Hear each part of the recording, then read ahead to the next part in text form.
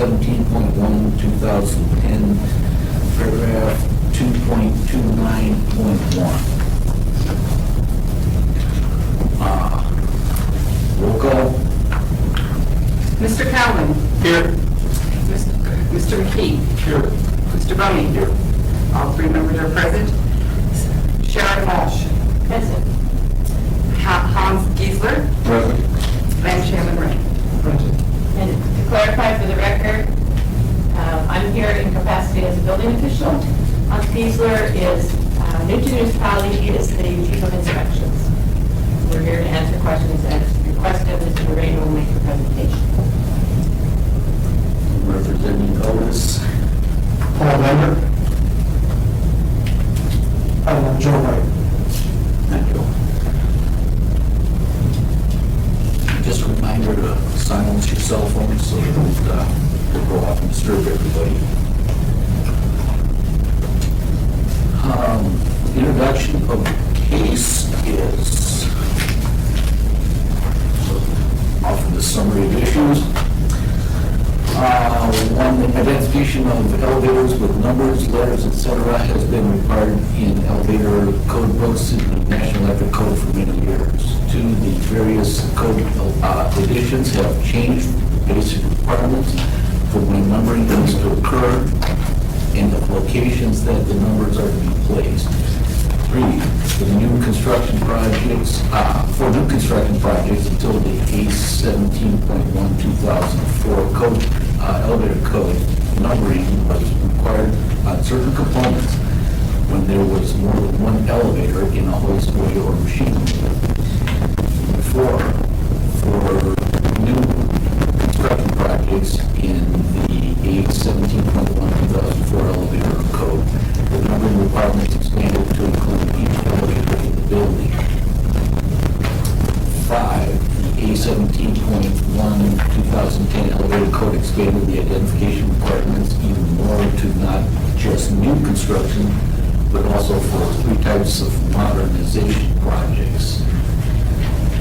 6, MOA Development Services has interpreted A17.1 2010 to mean that any new installation or modernization project triggers the need for all elevators in the building to be numbered, not just the elevators being installed or modernized. Development Services has noted that the building owner is responsible for ensuring the numbering of all elevators occurs in conjunction with the new installation or modernization, whether the task is done by the installation modernization contractor or by other persons associated with the building maintenance. And 7, the appellant disagrees with the interpretation of A17.1 2010. Any questions on the summary? Hearing none. This time we will allow the appellant to present their case and reasons why having this ordinance interpretation is requested. Okay. First of all, I'd like to thank the board for the opportunity to explain our appeal of the building official's decision regarding the adopted elevator code. The state of Alaska and the municipality of Anchorage both have adopted and are currently enforcing the A17.1 2010 elevator code with few local amendments. A17.1 2010 is the 19th edition of the code sponsored by ASME. The first edition was published in 1921. That governs all aspects of the design, manufacture, installation, repair, maintenance, and modernization, sometimes called alteration, of elevators, escalators, dumbwaiters, home, residential, and a few more specially typed devices. The code is broken into 9 parts, chapters, if you will. Each part is applicable to a specific purpose. Part 1 is titled General and defines the scope and application of the code and provides definitions of many common terms used throughout the code. It must be understood that the vast majority of this code is directed at the design and installation of new equipment. Part 2 through Part 7 define the current code designed for new products. Each part dedicated to a specific type of new equipment: electric, hydraulic, elevators or other types of driving machines, special application elevators, escalators, moving walks, and dumbwaiters and material lifts in that order. Part 8 pertains detailed design, engineering, testing, certification, and seismic standards for the manufacture of the equipment, and also the 3 sections dedicated to existing elevators. And those sections are 8.6, maintenance, repair, replacement, and testing, 8.7, alterations, modernizations, and 8.11, which is periodic testing. In general, all building codes recognize that while new buildings are held to a current standard, when a new code comes along, we do not go back and force it retroactively. Part 1 of the elevator code, section 1.113, is explicit in how to apply the code with respect to new versus existing elevator code. And it states, this code applies to new installations only, except that Part 1, 510, 81, 86, 87, 88, 89, 810, and 811 that apply to both new and existing installations. On several recent projects where a new piece of equipment was installed in the facility with other units throughout the existing property, the elevator section of building safety has insisted that section 229.1, identification equipment, applies to new and existing elevator installations. The language in this section states, in buildings with more than one elevator, each elevator shall be assigned a unique alpha or numerical identification. It goes on to detail all of the labeling and requirements. So based on the phrase, all elevators in the building official has ruled that their interpretation, section 229.1 applies to all existing elevator when a new installation is installed in the same building, or when a totally new addition is added to an existing building. This interpretation potentially can mandate adding or changing labels and marking on an infinite amount of elevators, existing elevators, due to the addition of a single new unit in addition to a large complex, such as a hospital or a mall. The correct interpretation is that this applies to all of the new elevators being installed within a single new building, and I will elaborate on that a little bit later. The reading of the code handbook as to the rationale for the rule makes it clear that forcing these changes is of little practical value. The handbook for the A17-1 has long had the explanation that the A17-1 committee, their concern regarding the issue is that the rule is primarily there so that equipment with a single room can be clearly identified and secured. What it says in the handbook is this requirement, in conjunction with the National Electrical Code, section 6.51D, and the Canadian Electrical Code, section 38-0518. Disconnecting units must be numbered when there is more than one driving machine in a machine that provides elevator personnel and emergency personnel with the information necessary to remove power from only one machine without interrupting power to other equipment. From the handbook. This meeting is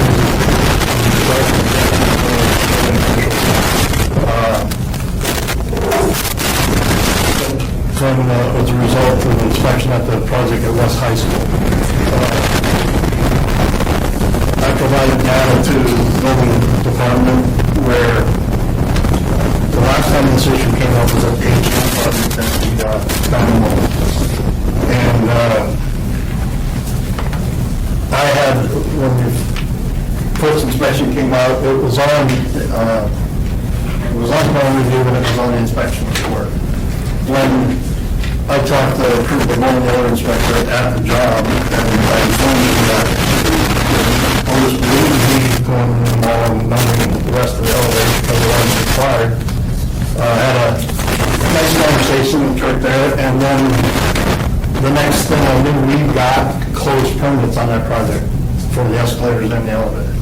So the only thing I could do was assume that that point, when it was on the report, and I talked to the inspector and told him that it's not required, we wouldn't be doing it, and it disappeared from the report, that position was accepted.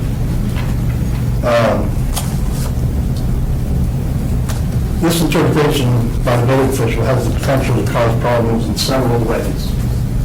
First is the fact that while any AHJ can change a code at their discretion by following an established process of a policy change or a local amendment at the time of adoption, the codes cannot be changed based on personal opinion of an individual.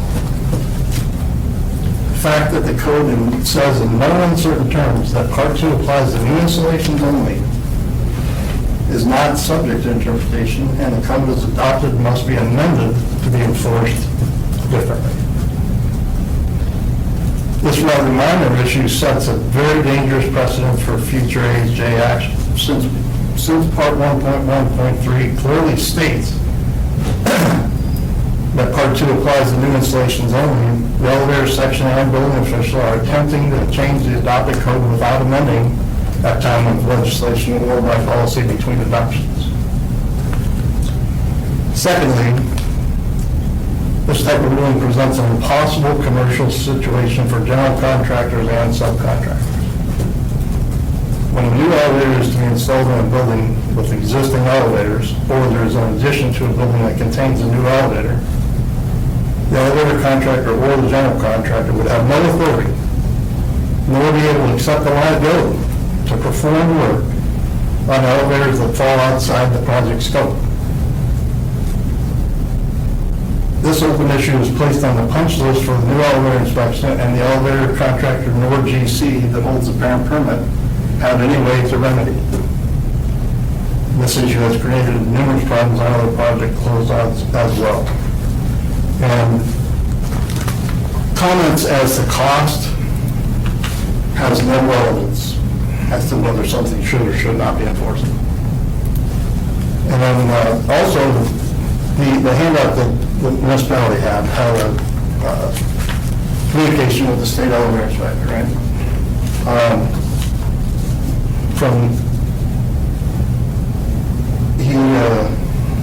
Also missing is what the MOA has provided on this issue is State Inspector Bryce Burnett's response on this issue.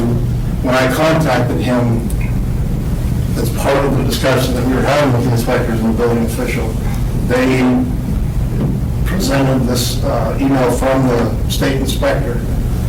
So at that time, I felt it necessary to get them involved because the municipality brought them into it.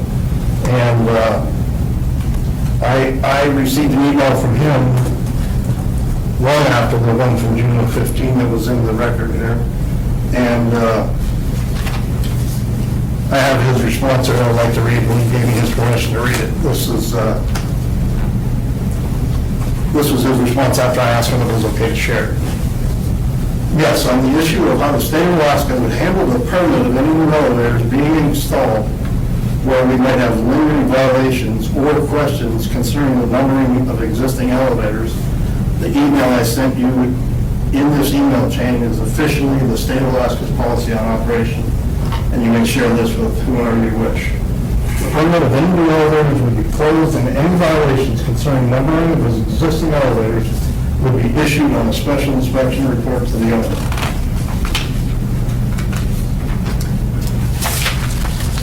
For what it's worth, I've described, and this is Mr. Burnett, how I would handle the permitting of any new elevators where it might have extended requirement concerning elevator numbering. As you know, I have no authority relating to how the municipality of Anchorage conducts its business, but with the state of Alaska, no matter how the debate or disagreement relating to elevator numbering of new and existing elevators might transpire, I would not hold up the permit of any of the new elevators that were installed in such a scenario. As I do not believe I would have that authority under adopted statutes and regulations. Another reason I would not hold up the permit is because I understand that other existing elevators might be maintained by a different elevator service company than that which installed the new elevators, and I realize that the installer of the new elevators might not have the legal authority to do any work on the existing elevators in question. As long as they were numbered on new elevators, I would approve and close out the permit for those elevators, and I would expand the discussion on elevator numbering to the owner of the device. And also to any other elevator service contractor that may maintain the other elevators in the building. I would also have tried to have foreseen any problems concerning elevator numbering and have had them settled before the final acceptance of new elevators took place.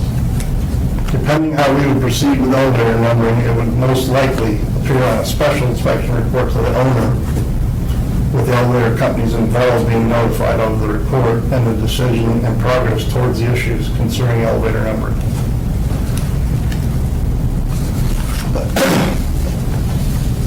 Now I'd like to present some more information on the error in the interpretation of the phrase all elevators in the building that I spoke of earlier. A similar issue had been brought to the attention of the Standards Committee, A17-1 Standards Committee, regarding the far more complicated situations governed by Section 8.7 with alterations. Alterations are by definition performed on existing equipment and many times done only in certain elevators within a single building with the balance left unaffected. When certain elevators or groups are altered, obviously only those elevators are subjected to the new code and the rest are grandfathered under the code they're installed to. Code section 8.7.2.28C, prior to the addition of the A17.1 2013, which is published, not adopted here, but stated that where an alteration is made to or consists of the addition of firefighters' emergency operation, the installation shall conform to 227.3 through 227.8, of which 227.8 has the words all elevators in the building. This was the reason for a request for interpretation to the Standards Committee as to whether this was to be applied to all elevators being altered, or whether that meant all elevators in a building, regardless of whether they were being altered. There was a request for interpretation submitted in 2008 regarding 2.27.8, which is switch keys, fire service phase 1, phase 2, emergency power. And the committee published an answer to inquiry number 08.53 in September of 2009 as follows.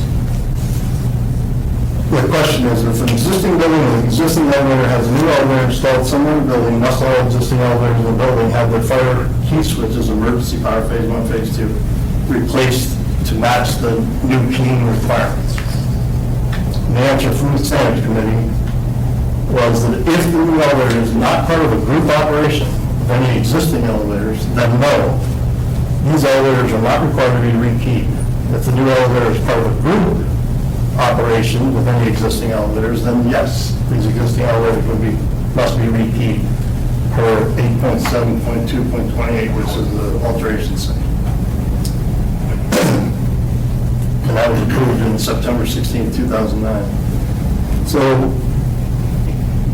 that interpretation cleared that up, which was published in 2009. It took until the 2013 edition of the code to get 8.7.2.28C changed, and it's changed now, and it now states where an alteration is made to or consists of addition on firefighters' operation in the elevator, and all elevators in the same group operation, automatic operation, shall conform to 227.3 through 227.8, based on interpretation of inquiry 08-53. And it's important to note that 227.8, which is part 2, was not changed. The only thing that was changed was in the alteration, because part 2 applies to new equipment only, new installations only. So there are other areas of code where each elevator in the building occurs, and that's in 229.1. There's 9 areas of the code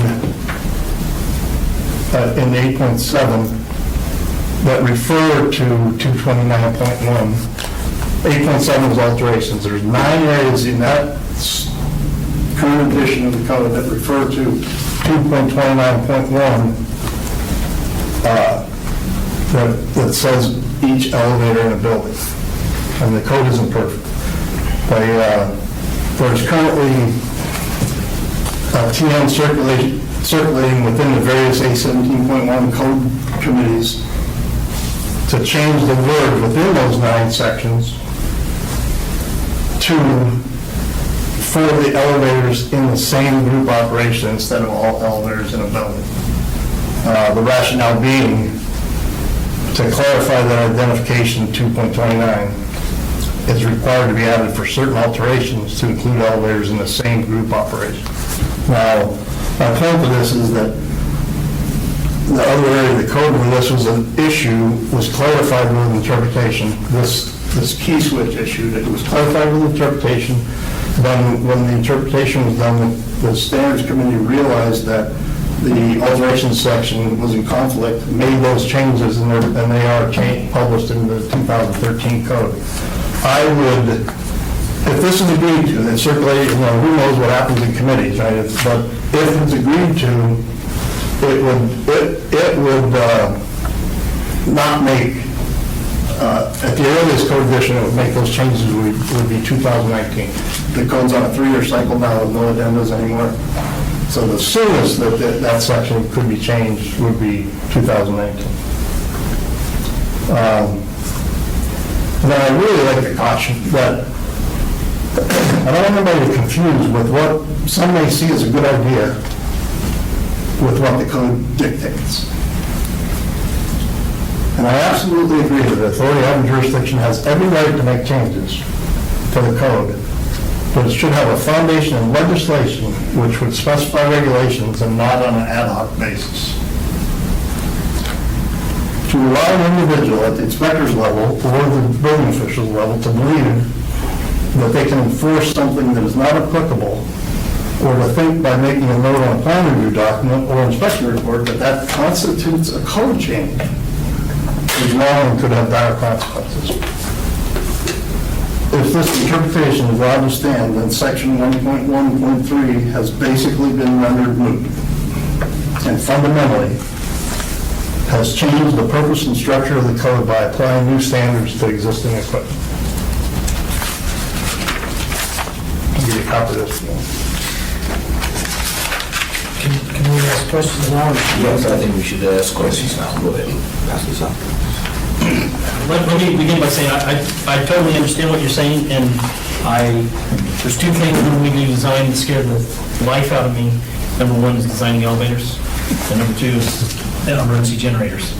We have, in different level, the inspectors have a little different view than what we're used to with the electrical inspectors. They have more freedom or more ability to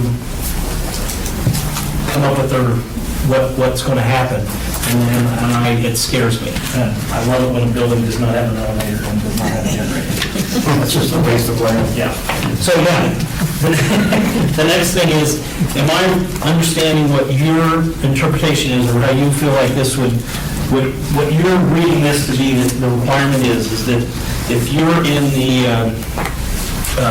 Diamond Mall, and I did H&M, and we had an elevator and an escalator that was added in that. Diamond Mall is huge, there's elevators scattered all over that mall. I don't even know how many there are in there, and I wasn't thinking about them when I did the design. So are you contending that if we would, let's say in H&M, we would have had 3 elevators, or even if there was 3 existing and we were doing you guys call it a alteration, where it's modernization. They were there, it's a modernization. Would you believe or understand that in that group of 3, we would be required to do this labeling? In an alteration? In an alteration. For those 3?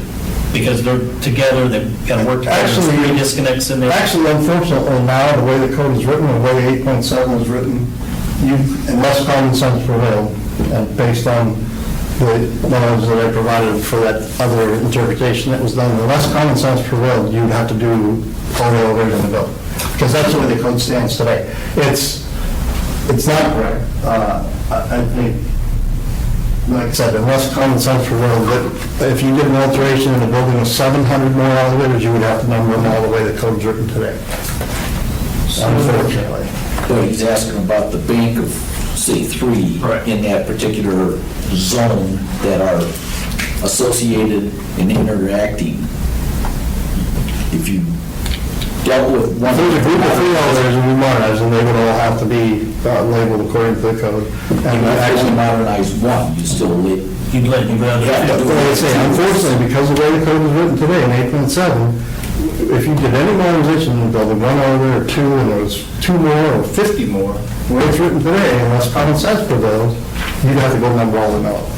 The important thing to remember here is what the code committee, the reason that they put labeling in the elevator code is not so that when your wife's at the mall, she can call you down and buy elevator 7. That's not it. And it might be a good idea.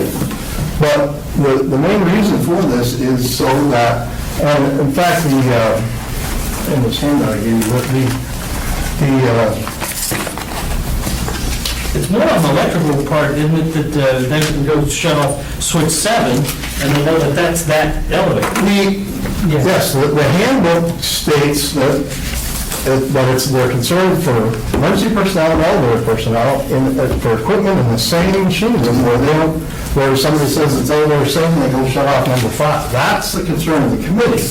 Certainly, other people might have concerns or good ideas of why things should be numbered, but this code, that's the concern. Well, it's logical, and that's what I was getting out of what I'm reading out of this. And I'm not opposed to numbering anything. What I'm opposed to is that this code section, 1.1.3, it's not ambiguous. It says it applies to new installations only. And so, but for the, But, you know, I would like a definition on new installation, because when I look at a modernization, I almost look at that as a new installation in a way. So maybe you guys have that defined really well in your code, but what would happen in the electrical world when I would put in, if, let's say there was a pump there and there was a motor starter, and we put in a new pump and a new motor starter, that's a new installation. well, it's interesting because the whole reason that we have a section 8.7 now, which is alterations, is because before that, people were trying to apply new stuff to existing. So that's why new installations are new installations. If it's a modernization or an alteration, there's a whole separate section of the code. Because there's And that's the reason why. There's inherent limits on what you can do on an existing installation with an elevator, because you get physical sizes of rooms, you get physical sizes of hoistways, so there's probably some reasons you guys have a more detailed definition. Well, there's requirements, if you're gonna, once it's deemed an alteration, depending on what you choose to alter, whether it's a door operator, or the safeties, or the governor, or that code section tells you if you're gonna alter that, if you're gonna do that. Or if you're doing an alteration and you change this, and then it's a part of that alteration, then there's testing requirements that come into play. But Is there a difference between an alteration and a modernization? no, code calls it alteration, modernization is kind of an industry term. So for clarification, new installation means the addition of a new elevator. Not really an addition, it could be, Even a brand new building with 4 elevators, they're called an installation, or a new installation. I want to take one more run at this thing. So let me try it this way. If you get what you were asking for here, and we grant your request, let's say we've got a bank of 3 elevators at, H&M or something like that. Will you agree that those 3 elevators would have to be numbered and signed, but not ones outside H&M in that elevator bank group? well, because in modernization you're talking about? In alteration? Well, let's say you're putting in one new one, and you got 2 existing ones that you didn't, it's in the same room, or you're modernizing one and you've got 2 existing ones. It seemed like, that's where I was coming at it. Right. It seemed like that, absolutely, to me, is triggered. Well, let me get into the situation of the mall or a hospital or whatever. What's the definition of a building? I mean, if every hospital in the world has been around to 100 times, if a building has a walkway between it, is that the same building? That's the problem, and the codes recognize it in that other interpretation, is those words, all goes in the middle of the back. Your key switch though almost makes the point that, to me, it almost has a direct line to, we got one room with 3 disconnects in it. I would not like to see that we don't have to get the numbers of those 3 worked out to those 3 cars, and it just seems like that would be a dangerous situation for your... If we're doing an alteration, and there's 3 elevators in the group, or 3 elevators in that building, then under the code, the way it's written today, if we modernize one and the other 2 we didn't, under the way the code's written today, and they could, you would never modernize, more than likely, an elevator, well, you wouldn't. If they were a group operation elevator, you wouldn't modernize one. But the code wouldn't allow you to do that, I don't think, but, so. Sometimes it takes a long time for you to get to all 3. Yeah, but if there was a group of 3 elevators. 2 passengers in the freight, though. You might not do the... Well, the way the code is written today, you would have to number them all. The fact is that if they shared a common hoistway or a common machine room or whatever, they should be numbered. Okay, that's what I'm getting at. That's what we're trying to get to. So now, are you feeling like that we're stretching that now to be 600 feet away in another elevator room? Is that what your concern is? Well, my concern is that when, like the Diamond Mall, H&M, there was 7 other elevators, I think, in the mall. I don't know where they're at, I don't. Some of them are Shamrows or some of them are Morris? And then, I never got to asking anybody whether, okay, do you think it's the same building? Because the new installations that we did in that H&M store were the new installations. And if, under part 2, which only applies to new installations, you can't take that and retroactively make it apply to the rest of them all. I'm not opposed to numbering elevators. What I'm opposed to is the municipality thinking that they can just change the code without doing it by proper procedures and regulation. You could put out a policy tomorrow and change all this. What would I be able to say to that? So, is what, and by your scenario and how this would work, if the elevator inspector came out and he said, okay, you guys, H&M, you labeled the 3, but I'm still concerned there's confusion with these other elevators, what you would expect is it'd be more like the report that when an elevator inspector goes out, they just periodically go out and inspect an elevator, and they'll give the owner a written report saying this needs to be corrected. My understanding, Hold up your CC, or my understanding of that would be that they would have no authority to make the owner do anything because of what the project we did was new installations only. Now, would they be able to go, let's bring up H&M store. In fact, when I had the conversation with Mr. Burgoyne and told him that it wasn't required, we wouldn't be doing it, and I got a closed permit, it's come to find out that somehow the municipality talked the mall owner into placing identification on the rest of the elevators, and like we told me that you alluded to how that was accomplished. But, and that, fine. And then, if it's such a great idea, then let's do it with legislation or whatever. But to try and make somebody in a new equipment project, and the point that West High School, somebody else maintains those elevators. We don't, my company won't allow us to send our people in to work on stuff, dictate to go work on stuff, that legally we can't do it. Is there ways to get it accomplished? Absolutely. And that would be my local amendment, or, the state's real close to the top, adopting the 2013 code, would send the municipality have to follow along with. So, we used to have elevator meetings. I don't know whether we're having them. I mean, elevator meetings. There was an elevator board to bring stuff like this to, and stuff was, I haven't seen, there hasn't been a meeting in a long time, maybe not necessary, but... I can answer that. When you want me to answer that? Well, when the new code's coming out, I don't know, the state obviously has had a chance to look at anything they want to... Can I take a time for a little procedural thing? Karen, for these things, everything goes through the chair decides who says what when, so if the chair, if the chair asks you to answer that later, everybody goes through the chair. What was it? Elevator meetings, Yeah, we used to have them, we had some good productive meetings. If the municipalities can be mandated to adopt the 2013 code. And let me give you a little bit of my background too. I've been a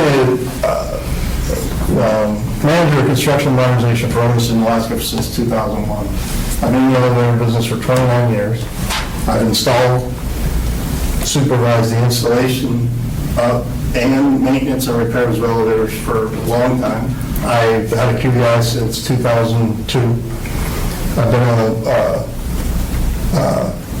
alternate member on the inspections committee for the A17-1 since 2007, which I've been fortunate enough that my Otis has paid for me to be a volunteer as part of that process. There's 3 meetings a year every time in various parts of the country, in the USA and Canada. I've been to most of them. It's been a tremendous experience.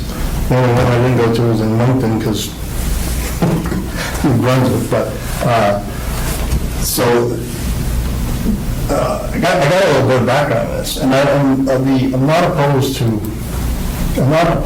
to having, changes, and like I said, I absolutely agree with it.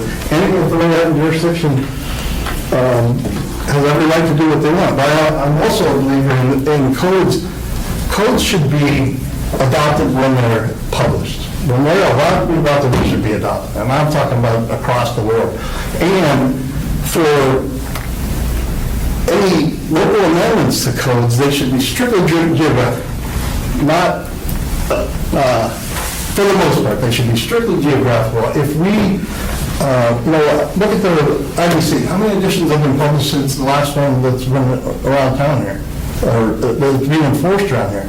There's good things in new codes that change stuff for the better, that we don't get to for years, because of the minutia of what it takes to get things adopted. The 2013 elevator code is about to be adopted. That's a great thing, because the next edition that hasn't been published yet, we're adoptable. So we're ahead of the game with elevators, and I like that. It's when I first came here, the city and the state were on 2 different editions, and it was really tough to enforce something over here and the other stuff over here. When we're all on the same page, it's much easier for everyone.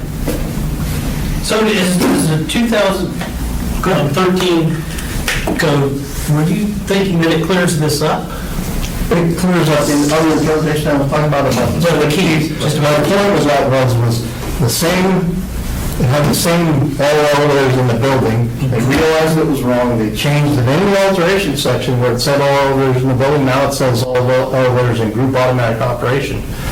But the important thing was in section 2, they didn't change it, and the reason is because that applies to new equipment only. They won't change that. There was no need to change that. I understand. I've got a question here, and I've got about 80% there. I just want to get the last We'll get you there. 20% here.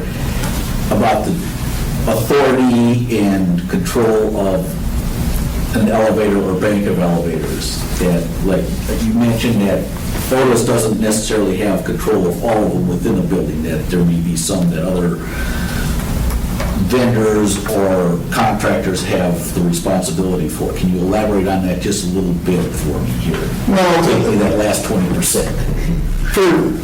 New equipment and modernizations are a different story. New equipment, obviously, we bid jobs and are awarded it and work with a general contractor. Modernizations are a different story. They can either come directly from a customer of ours that's already a customer, or it can be a spec that's out on the street and we win the bid. Those are the ones where it would be easier if we maintained the customer's 50 elevators in that complex. It'd be a lot easier for us to accomplish something like this on other units because we already have a contract with them, legally, insurance-wise now. But when you're in a bid situation and the contract scope is only for that elevator, group of elevators, and it's defined because of the specification, that's when it would be difficult, if not impossible, to go work on somebody else's equipment that somebody else maintains. And that's what I want you to elaborate on that. What, you know, is there insurance issues? Is there legal issues? What's keeping you from going in that other elevator machine room? Well, the owner has a contract with an elevator service company, and they're bound to that contract. I know there's contracts out there where if, even if the owner said, hey, I want you to come fix this on my elevator because I can't get X, Y, Z to come in and do it, their contract actually specifies that they won't have somebody else work on it. So legally and insurance-wise, we'd probably go, that's something we probably won't get involved in, and we won't ask them for their insurance policy or contract or anything, but it's just probably going to it could get real sticky, and, if they want to talk to us about changing their contract, that'd be fine. I mean, seriously. To the chair, I just want to add just one perspective. That's, in the case of, we mentioned H&M and the Diamond Mall. H&M owns their equipment in their building right now, but Diamond Mall owns the overall building. They're a VC in there, so there's a challenge within the structure of that H&M's escalators and elevators are theirs, Diamond Centers are theirs. If they vacate the space, they could choose to remove that equipment if they wanted to during a remodel, or they could choose to turn it back over to Diamond Center as is. Unbeknownst to us, we don't know what that agreement may be between Diamond Center and H&M, but that's kind of another prime example where you run a situation where you've got an owner inside another building, so who really owns it, what's the footprint, so to speak. And Matt, in fact, I was involved with the project, and I talked to the owner, and he doesn't really care for you guys, is what he told me, and he likes Schindler or somebody like that. So I can see this point that if they're forced to go in and start renumbering elevators that are controlled and maintained by another group, there could be a mistake made or a misunderstanding caused by that relabeling that could generate, I think, some exposure legally, liability-wise, for that we've changed numbers on their elevators that confuse their maintenance personnel. It got accomplished. Yeah, I see it got accomplished. And I think it should, the way I see it. That might benefit somebody someday. The way I see it, that getting done is not by directing you to do it as part of this project. I think that comes back, and it's a formal request to the owner as an overall. The MOA feels like this is an unsafe situation, and the elevators need to be looked at in total, and a number scheme come up, and where Otis, Schindler, and the MOA come up with what we want it to be, and then it's labeled by someone, but not part, I could see a point of not part of your, possibly until I hear the other side of this, but I could see where it should not hold up maybe your modernization or your installation work. Is that what you're getting at? Yeah, well, the code doesn't require, when we're doing new installation, for us to do it. But they would still have an avenue if they feel there's a safety issue, because I feel like they've got to have that. Absolutely. The HA has, the thing is, so it got accomplished at the mall. If the municipality is that concerned about it, you could put on a policy letter tomorrow that says every elevator in this town must have a leak identified or whatever. Is that a good idea or bad? I don't know. It's a policy. The thing is, though, under the code that we're enforcing, right, 50 years from now, they'll all get numbered. Because if you don't alter the elevator and install a new one in there, that 229.1 doesn't come into play. So if you want to get a number, get a local policy and make it retroactive to all elevators, if that's really what people need and they feel that it's a good enough benefit for the safety of, we're all about the safety of the people that ride these elevators. And like I said, we're not concerned about the wife being able to know what elevator she's standing by. I think this portion of it is for the safety of the maintenance personnel. And emergency personnel. Yeah. Elevator personnel, definition of elevator personnel, emergency personnel. Yes. So, would the code give Shaylin, and it seems like that he deserves this, the ability to give the owner directly, not to you in this case, what you're talking about at H&M, what you're talking about at, was it Diamond or West? Would he, in your interpretation, your belief on this code, would he have the ability to go to the owner and say, I feel like this is a dangerous situation because of this, XYZ, and I want to see these elevators numbered. Not under this code. You don't feel like it's Not under this code, but they would have to be done, and that's my whole. See, now, then there must be a difference between the elevator enforcement and NEC, because NEC could make us do that. Because I get issues where... I don't know the NEC. Yeah, but this kind of could be thrown into the NEC, because electrically, these installations are NEC installed as far as, we have a section that deals with elevators, this is power, this is disconnects, and safety disconnects. So I don't know if it would come in through that avenue or not, but I can see your side of it too, even without hearing yours at this point, but that's all I've got at the moment. If we add a service to a building or upgrade a service to a building, we have to make sure that all services are coordinated, labeled, and documented for everybody's safety. And that's probably a great idea. It's probably spelled out specifically in the NEC, but it's not in there. It's not that well. Or is it a local amendment? No, it's not a local amendment, it's just it's a safety thing that you can just see But you the, can't go to the NEC and find that where it says it, and then find another section that says it doesn't apply, and you can do new and try to apply it to something else. That's my whole point here, is that 221, in the case of a new installation, can't be applied retroactively to existing elevators. Really historic. If it's needed to be done or wanted to be done, there are ways to do it. I personally don't think across the board it's a good idea, but it's not my call.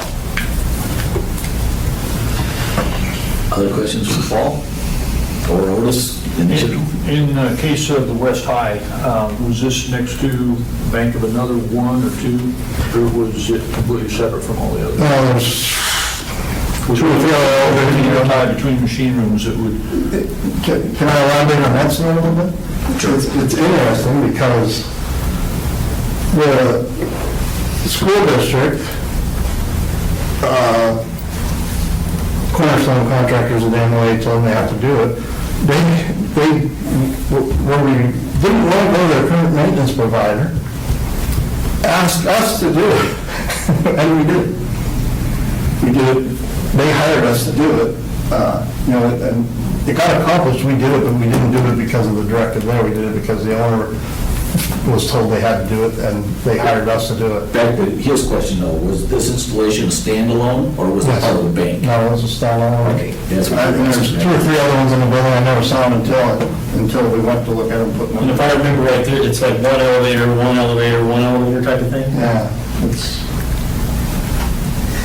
We have any other questions for Otis? I don't. Then let's formally turn this over to Jalen, and you can present the municipal, your side of the, Okay. West is interesting because, sometimes elevators have machine spaces, sometimes they have machine rooms. Sometimes the machine room is adjacent to the hoistway. Sometimes the machine room is off on a wild goose chase down the maze, right? So West High has elevators in different locations and machine rooms in a variety of locations. So an emergency personnel is responding to an emergency.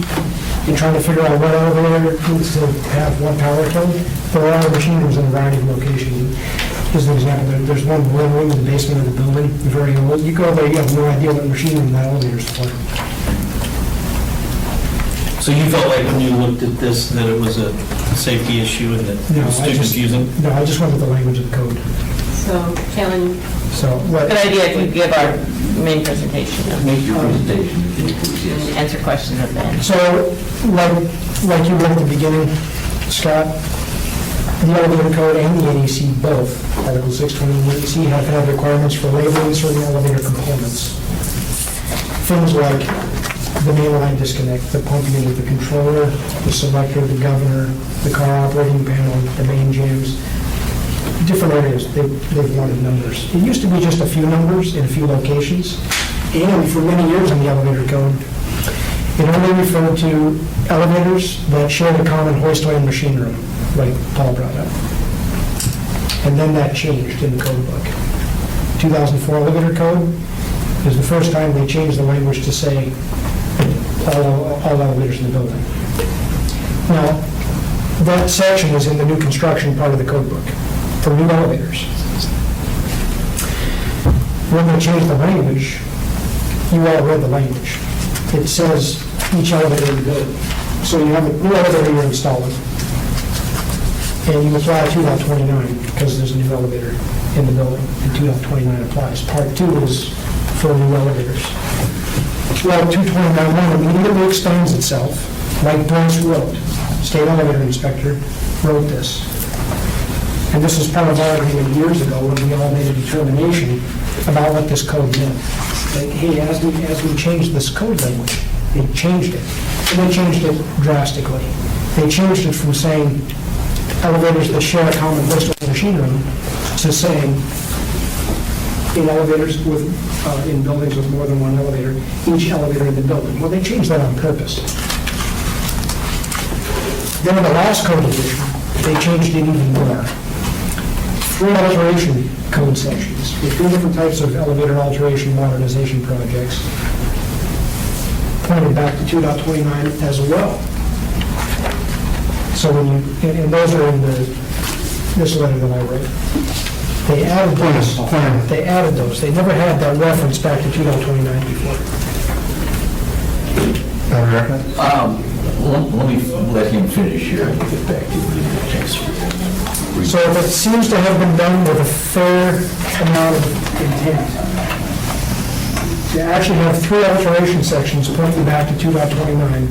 And for 2.29 to say in buildings with more than one elevator, each elevator in the building shall be assigned a number and shall be numbered on all these different things.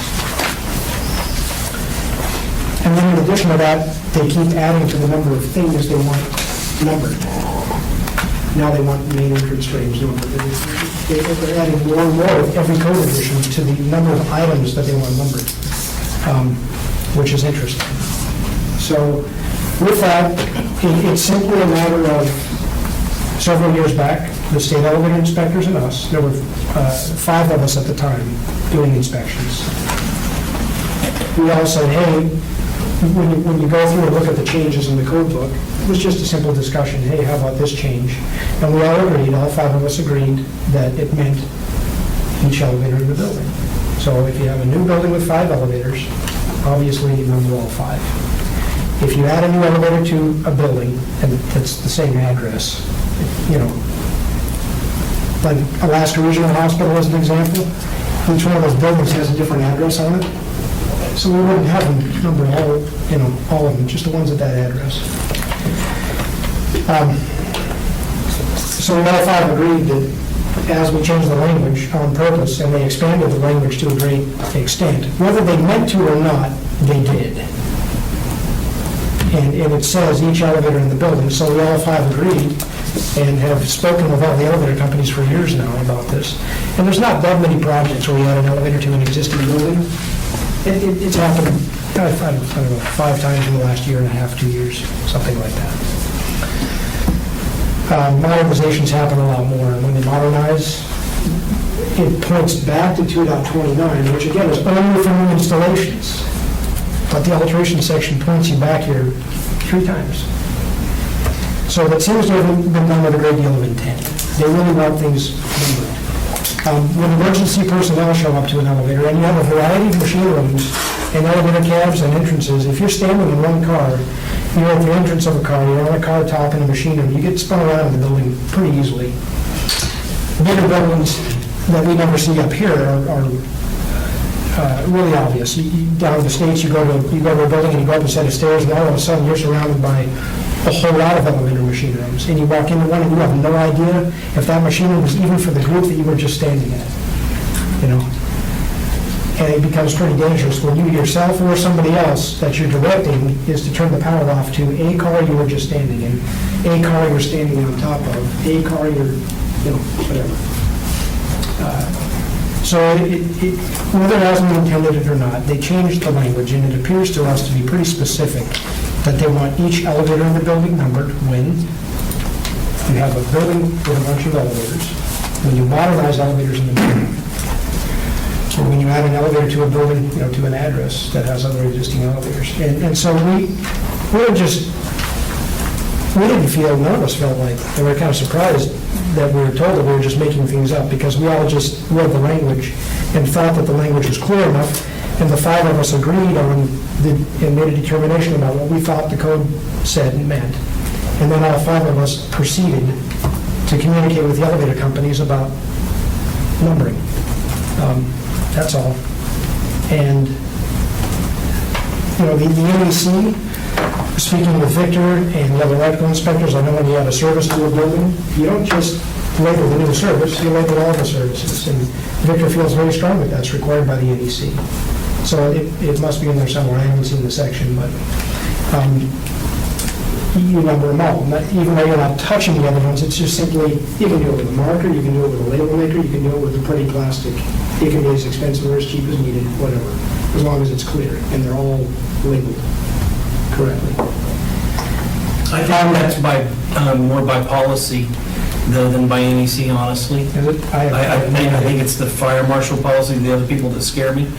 And I was telling you, they have policies about their disconnects and where they are, and I think it was cleared up by that, and Yeah. probably more so by that. Yeah, and the other thing is, I don't know of anybody who has written, I mean, ASME gets questions, and they do an interpretation request when asked. So what we do as a jurisdiction is, when there's a code section that's a little gray, we make a determination about what we think the intent of the code is, and we always do it with the state. We do it that way every time to make sure we're all enforcing things the same way and answering questions the same way for the elevator companies and for ourselves.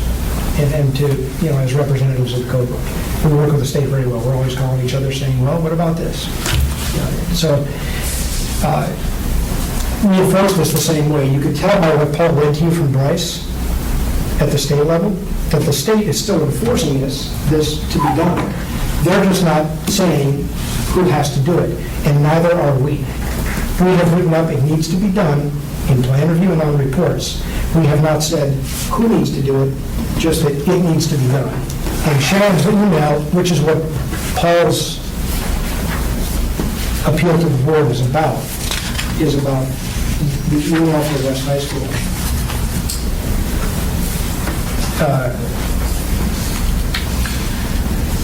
That appeal is about, you know, a determination that we've made, and we don't really care who puts the numbers on, it's just that it be done. So, May I have a comment on that? Let me let him finish first, so. I interrupt him. yeah, so, I mean, if ASME wants something different, then I wish they would write it. They had the opportunity, when they changed 2.29, and then started referencing it from all these other parts of the code book as well, they had the opportunity to say each elevator in the group, or each elevator sharing a common machine in the first way. They had the opportunity to write that. They've been writing it for years anyway. They changed it very specifically, and now they've kept that in 3 code editions. And the 13 keeps it as well. That's 4, unchanged. So it seems to me by now, if they've had enough complaints or you know, questions about it, they would go, oh, well, we only meant that elevator, or we only meant that group of elevators. Hey, guys, we should change the language. It seems like they would change it if they wanted it changed. So what I think should happen is, as we always have, we make a determination, and we enforce something, you know, the most fair way that we can, and we usually move forward the same as the state of Alaska moves forward with the enforcement of a code section. And if someone disagrees with us, they can certainly go for interpretation to ASME to see what they meant. And that's happened here occasionally, not that often, but occasionally. And that's what I would suggest. And again, if we want the numbering done per these sections, it doesn't need to be the elevator contractor who puts the numbers on. And, I mean, a building owner or anybody can go to all kinds of companies and buy them or make them themselves or whatever. They're very inexpensive. And usually in hidden locations, all the numbering we do in machine rooms is done with a stencil or a thick black magic marker, and it's out of the sight of the public anyway. There's 2 of the numbers that need to be aesthetic because they're in view of the riding public. And those 2 can be purchased for $5 each through elevator companies like this. And it's not expensive, and not that money should have any bearing on a decision about whether this code is applicable or not, but money is always part of the question. Well, how much does that cost? So I just wanted to share it with you. So at any rate, we made a determination along with the state. Have you gone to the state to ask them to not enforce this anymore? Mr. Chair? That's through the chair. Okay. Yeah. I'm wondering if they've gone to the state, because if you want to vote on something, you need to understand that the state still has a mandate, and we have an MOU with them that says we'll be equal to the state. Well, that's why I asked the question. Mr. Chair? Go ahead, yeah. My conversation with the state inspector that is in my thing there, that basically outlines the way they would enforce it. Al Nagels from the Department of Labor, I went and spoke to him about this a couple weeks ago. We just did a couple modernizations in Ketchikan and in Juneau in facilities where there was a number of other elevators. It was not enforced. Either on the elevator report or to the building owner. And Mr. Nagel said that if somebody brings it to him that's in need, he would do it through, when the adoption goes through, or a policy letter in between adoptions if it needed to be changed. I wish the state was here to back themselves up, because my understanding is that project, they didn't write it up like they meant to, and it was forgotten and shouldn't be held against them.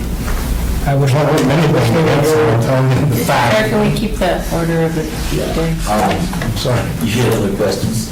Eric? Is that pretty much your presentation? Is there anything? Oh, yeah, it's just something that we made a determination about with the state and move forward with it. And we think that we're not making anything up. We think that it just says each elevator in the building, that they changed that language with some kind of intent.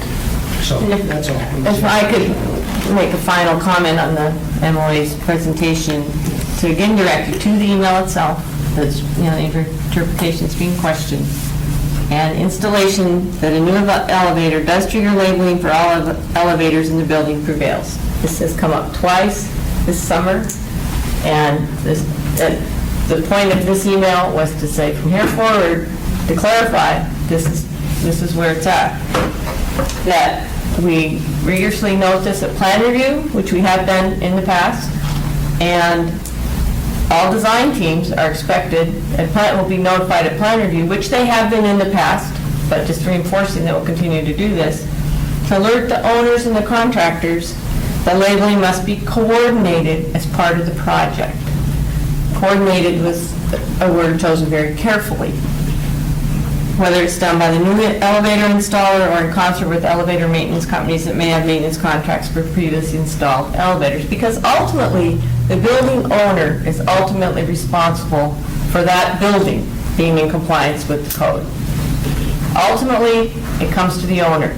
Now, the contractor or the elevator contractor may be picking up the permit, and it may be in that person's name, but the project and its effect on the building is the responsibility of the owner. So, again, we're not saying that elevator contractor, meaning that permit must do this work, but that is triggering the requirement for the rest of the building to come into labeling, and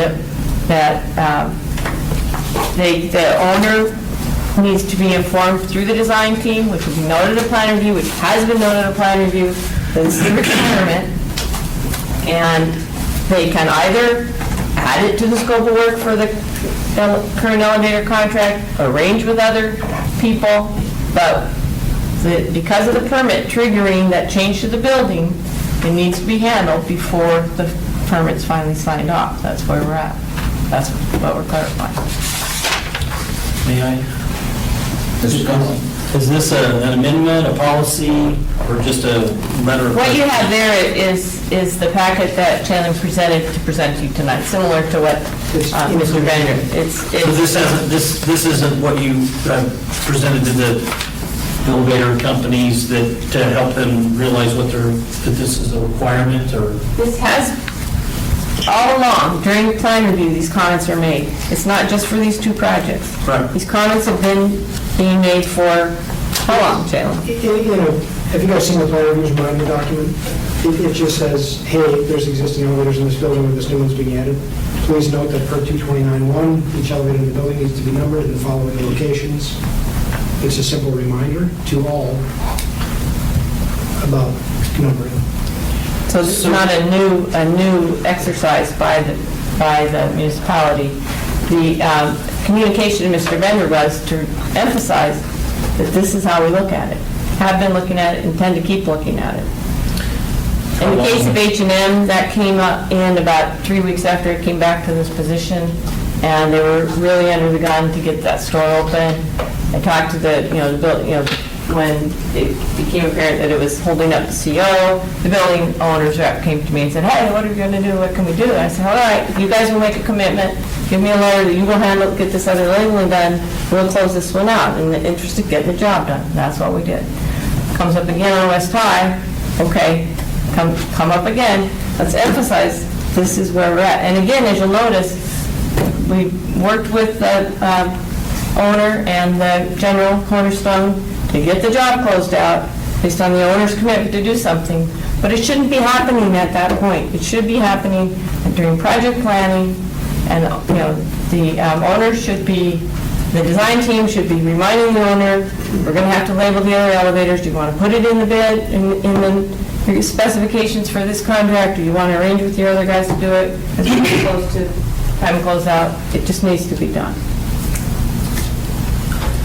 Chairman? Mr. Bender.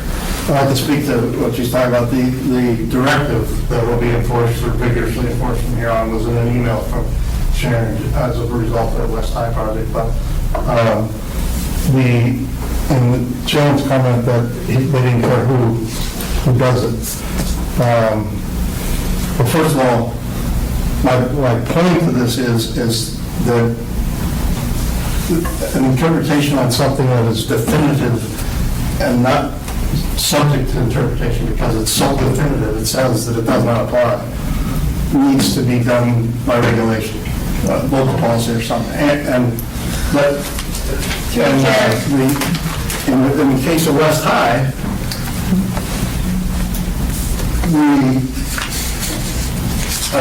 there was an initial inspection plan, I requested a second inspection and told them all buildings except item 2, which were in dispute, which, you said, they communicated this, they did, and I've never agreed to this. We've been having discussions on this for 8 or 10 years, and for the very reason. And, my view is you can't put a comment on a plan review document that changes code. You have to do it in a way that's acceptable. Well, in West High defense, though, here, it does say in 8.7.2.27. Whichever, there's a bunch of them, equipment and floors shall be identified as required by 2.29.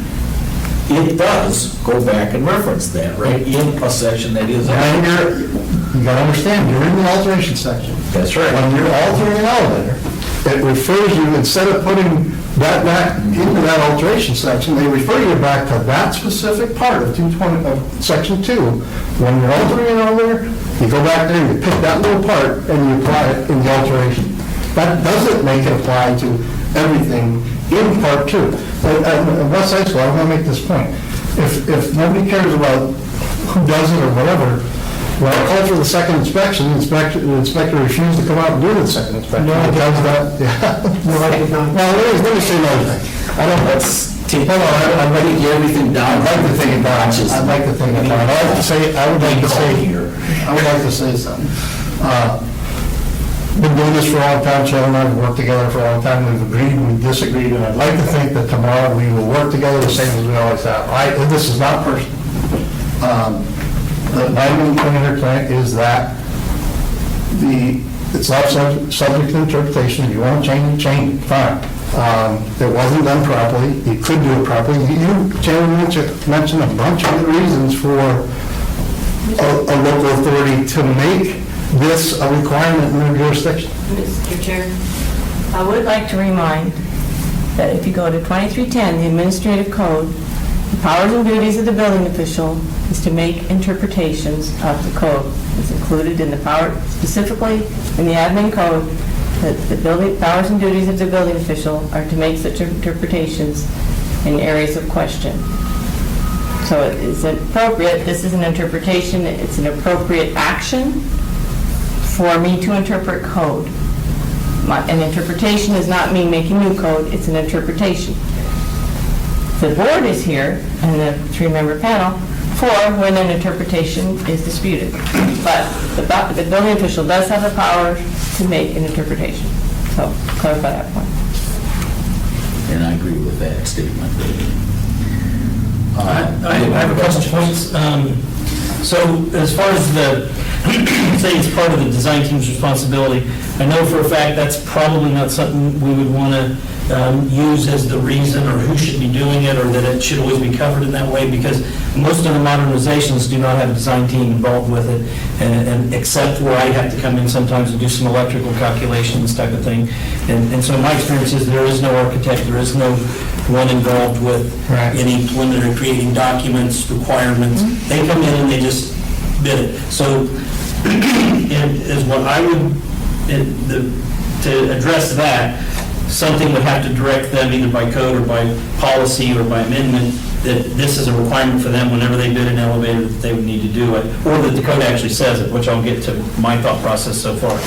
Another problem I see with this whole interpretation when we were dealing with this is the term building is a very ambiguous thing in the electrical world, at least, and probably, it really comes from definitions about, in the electrician's world or in our marking world and for services, a building, it can look like one building, but it can be multiple buildings in there by firewalls, by, they even have a kind of a, I think it's almost like folklore that it's a separate building if it's not connected by heated space, but it still has a tunnel between it, so it's not heated. It's still a separate building. So that's a hard definition for us to, for sure, define when we're talking about elevators. So I'm a little leery about my building, which is used in this code, which may not jive with our other codes. Now, by reference, there's two things for me on that. And one comes down on the side of Chandler, and one comes down on the side for you, for me, mentally. In the codes that I'm used to interpreting and dealing with every day, if something references me from over here, if I'm in an equivalent thing to your alterations, let's say I'm doing a hangar, and they reference me to services, that by reference is applicable, whether in this part of the services it might be slightly different, that they're wanting me to do this item here. So I can see by reference that it can drag you into this code, even though it said at the beginning of this code, this section is only for new installations. New installations. I can see by reference how that it's being interpreted to be this. Now, also, I can also look at that same reference and say, I think when they're referencing that they're only applying it to the elevators that are specifically being modernized and updated or installed at that point, and not talking about all of the elevators in the building. I think this language with the buildings here is a little bit unclear, and I don't know positively in my mind right now that they really meant all elevators in the building in this case. I can see two versions of that reference, so I'm a little stuck there. I also with that because you may be altering more than one elevator. There may be one here, but Not doing number three. It's 500 feet away. Yeah. I don't know that this language was trying to get you to rework that, but I also feel like that Jalen, as the building official coming to inspect this, that if he feels like there is a safety issue with this, that he needs to have a way that he can write this up and it not cause a big red flag. But I can tell you that the Muni personnel doesn't quite understand just what your inspection reports do to people when you get them on the other side.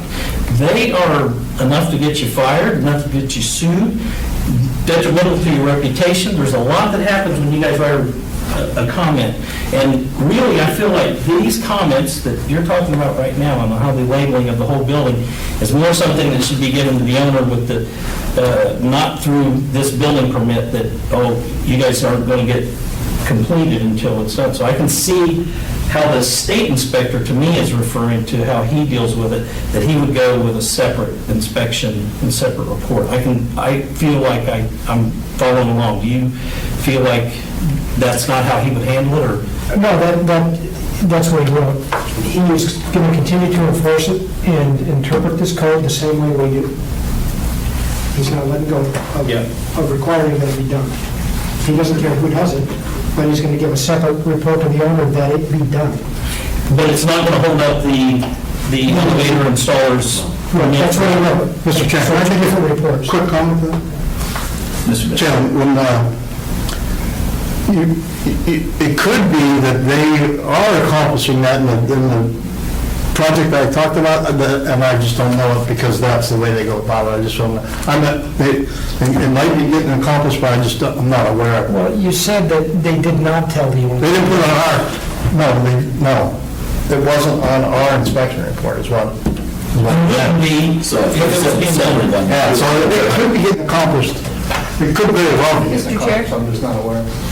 Another thing I'd like to note that we take into consideration when we're making these kinds of interpretations, and in discussions with our legal department, we've asked before, what's our standard of care when it is a question of, there's a safety, consumer protection, public safety issue involved. Because if you go to the intent of the code, the very first paragraph of our 2310, says the intent of the code is to protect the public's health, safety, and welfare. So we've asked legal on numerous other situations. They've instructed us that it's our duty to come down and with the abundance of caution towards the public safety. So we also take that into account. That makes perfect sense. And on fire, Mr. Chair, may I make a quick comment? Mr. Teeman. Oftentimes, when emergency personnel responds to elevator emergencies, they don't wait for the elevator folks, and they should, but they don't. And the fire department wants to be the hero, and they start doing things with elevator equipment that they have no idea what they're doing. If there's a machine room killing power, thinking that they're going to do something with this elevator over here, but it's a remote machine room, and they actually just kill the power of the elevator, and they just C-stopped a car, meaning emergency stopped a car with people in it, because they don't know what they're doing, and they do this kind of stuff. They do all kinds of weird things. And then the elevator folks show up and say, whoa, fire department, what are you doing? There's all kinds of stories and weird things that they do. So these requirements, when you read the handbook that Paul referenced, it speaks of elevator personnel and emergency personnel, the fire department, because they do come tampering around with power and Unfortunately, discrepancy. elevator response, fire department response is 5 minutes. Elevator response isn't quite that fast. I don't No, know. because they start doing things with elevators, and then they show up, and we kind of put the brakes on the fire department and say, whoa, what are you doing? Don't do that. And you just don't know what they're going to do with the disconnect or the hall doors or whatever. It's crazy what they do sometimes. So it'd be better if they knew what elevator they were doing it to. I mean, good, bad, or indifferent. And if ASME intended something different, I wish they'd write it different. They could have, but they didn't. And then the permit is triggering, in our view, the permit is triggering the need. And so it is attached to the permit, and it is a valid comment to make resolution of the permit, this labeling done. Not that contractor has to do it, but it needs to get done. And again, ultimately, the permit goes to the owner. I mean, the permit is ultimately responsible for the work being done in that building. The name on the permit may be the contractor's, but the owner's responsible for that building being in compliance with the code. So it is tied together, the permit. And unfortunately, that's the only club you've got. So, Mr. Chair, I just want to add a little scenario that's an upcoming project, but when we talk about buildings and we talk about labeling, UAA is building engineering building in the parking garage. They're doing an alteration in one part of the building, they're adding the parking garage, adding a new elevator, and they're attaching it to the other part of UAA through a walkway. So when we looked at this, and knowing that this issue was kind of coming before the board, we a lot of times, and per the code, you have to have a label on the car operating panel. Typically that's engraved so it looks nice because everybody gets to see it. You can do magic marker in the machine room, but owners don't like to have magic marker on the COP. So in this particular case, we didn't order the particular car operating panel with an elevator number because we'd have to put it in COP, and it'd be it's pretty spendy to replace one of those. It's not $5-10, it's, and so we'd have to, so we order it without labeling until we make sure, because one's being new, one's altered, and it's being attached to another building that has other elevators in it. So that's part of the reason why our request is coming. May I speak to that, Mr. Chair? Mr. Cheney. The garage has a separate address from the building. So it's single car, no labeling anywhere required. When you modernize the engineering elevator later, if there's other elevators in that address, Well, we modernize it at the same time, but through the chair, the question was the definition of the building. If you look at the construction today and you were to walk up with it, if you didn't necessarily pay attention to the address, and you saw it as one building, how far does it go? Providence Hospital, for example, multiple elevators in there. So if we put a new elevator in, does that then trigger, everything else has to be it has to be labeled sequentially then? So it's, may I speak to it? Mr. Cheney. When the modernization, a few modernizations have been done at Providence, and the way, here's how, and we had to make a determination about that, and we did. And the determination was this. The fire department that governs that part of Anchorage, all the personnel at Providence Hospital, engineering, maintenance, et cetera, and all of the subcontractors, know each tower by tower H, G, A, F, B, and they're separated by self-closing 2-hour fire doors, and they are their own towers, okay? So what we had done was tower by tower, see? Now, let me. Which seem fair. Because Diamond Center has got a wall between the, it's high-rise, is it really, I think it is high-rise, and the wall. There's a 2-hour wall. I think those are actually separate buildings, technically. So technically, they're separate buildings, though they have one physical address. So that's why I was worried about that. That's the conundrum there. Yeah, and nowhere here does it talk about address. Address is not a word you don't hear. That's a fair statement, and I would agree with that. So here's what I would say then. They have 6 elevators on one side of that wall and one address, and 1 elevator at the other end. So knowing what you just said now, I would fall on the side of saying, number the 6. The one that's in the other building, leave it alone. Knowing what you just said.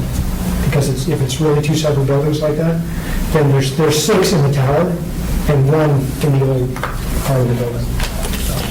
Well, in that connecting corridor, is it just one car in that And it's in area? the old building, it's not in the It's in the old building. It's in the old building physically, and you've got the whole connecting corridor with no elevators whatsoever, and the entire tower has 6. And I can see that, I can see you defining that as 2 separate buildings, for sure. Yeah, by That's fair. building code. That's fair. They're separate buildings. Yeah, so that would be fair for them as well. Okay, now how many firewalls are in West High School?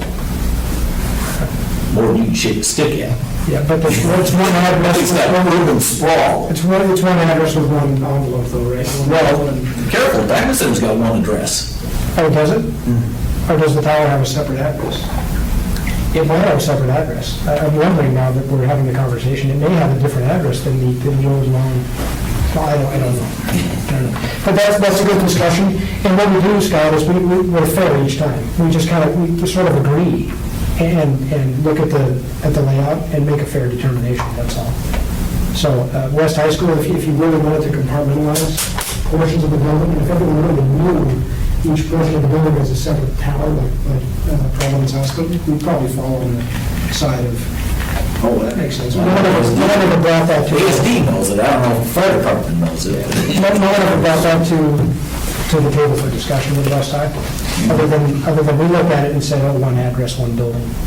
Yeah, but that's what I'm getting at, is there's Yeah. at least 3 different definitions of buildings that I can think of. It's probably not the best way to look at it, is by buildings.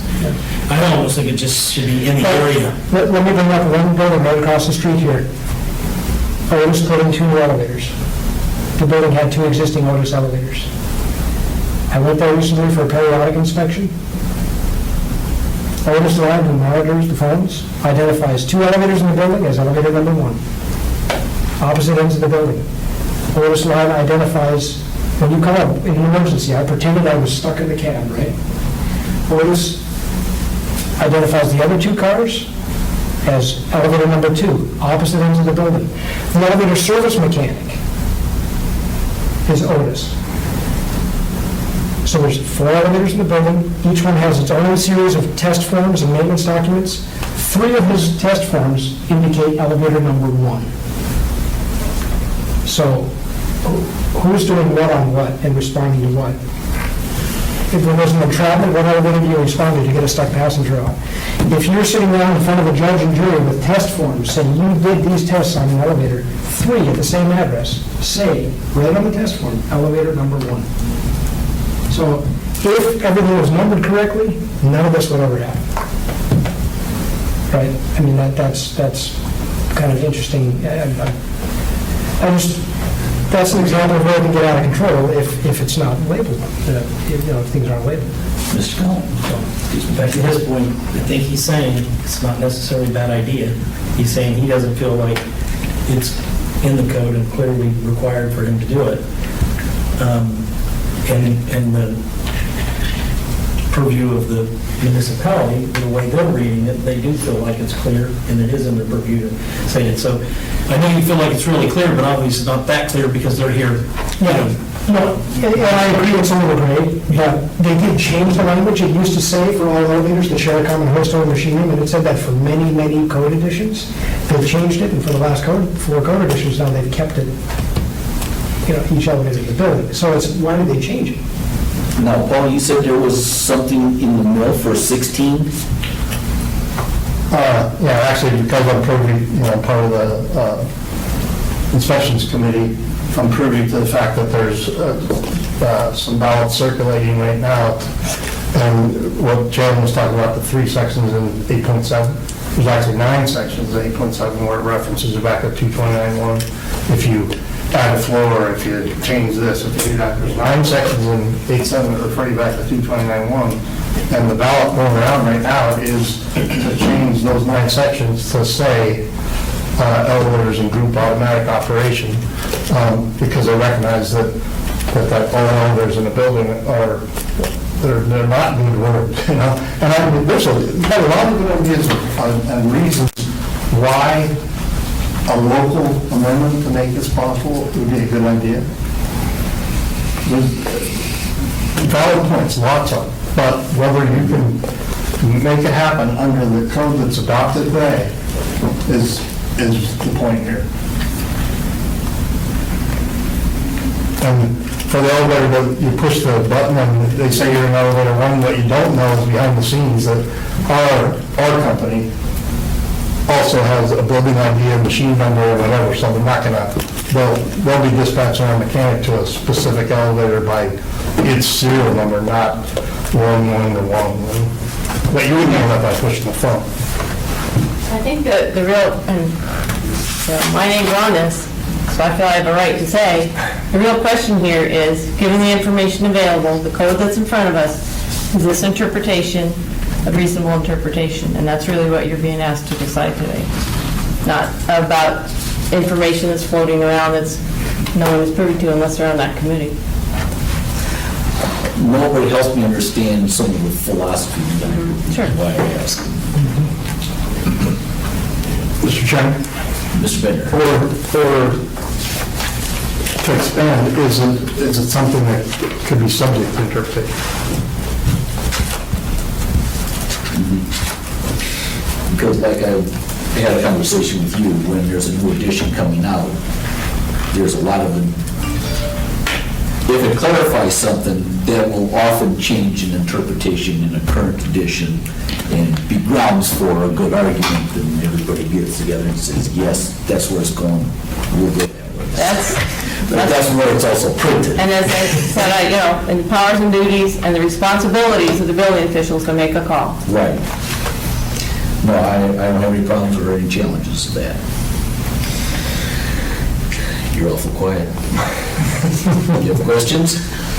I don't have questions, but more to, well, I do, and when I was starting to think that, there's a valid point here, well, then there'd be an argument for a valid point there, and it is a gray area. I mean, if you brought one thing to light here, it is not black and white. I think legally, may I? Well, I would say, do we have any other questions for either the appellant or the municipality? Let's start with that. And what, The only thing that I would say is that I believe in the procedures, the burden of proof is on the appellant to overturn an interpretation. Has that burden of proof been met? do you have any, would you like to make a closing statement real quick? Short. Yeah. The question here is not to have good ideas for safety of people, and we all believe in safety, the better. The main thing here is whether it's enforceable under the code that's adopted as it's written, and our contention is that because it says it applies to the installations only, it's not. The municipality has many ways of making it enforceable by other means. If the 8.7 is changed, like I talked about, and it comes out in code edition in 2019 or 2021, then if the amendment or the interpretation is allowed to stand, it will be moved at that point. You'd have to, so there's, you know, when you talk about what the intent of the standards committee was when they wrote 229.1, you can't. Unless you were there, you can't speak to what they intended by this.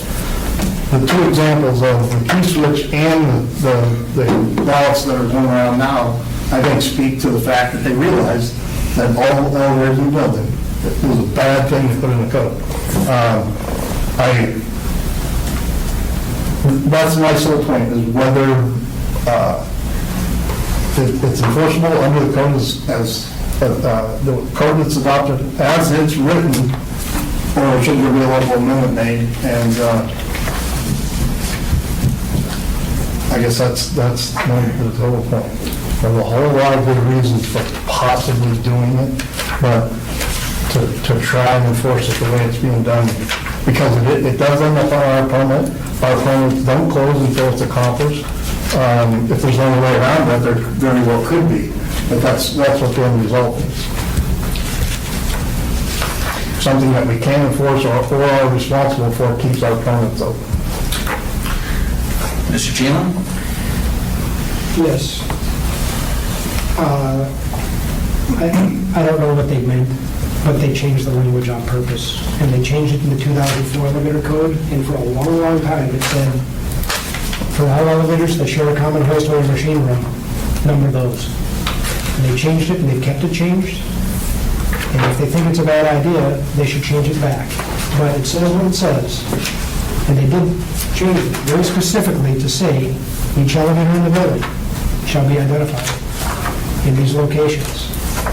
And if I were a lawyer or a judge, and I read those words, and I also knew that Ashley for many years wrote something different. He doesn't have any authority to speak to legalities, I don't believe. I mean, He's not pretending to, in my opinion.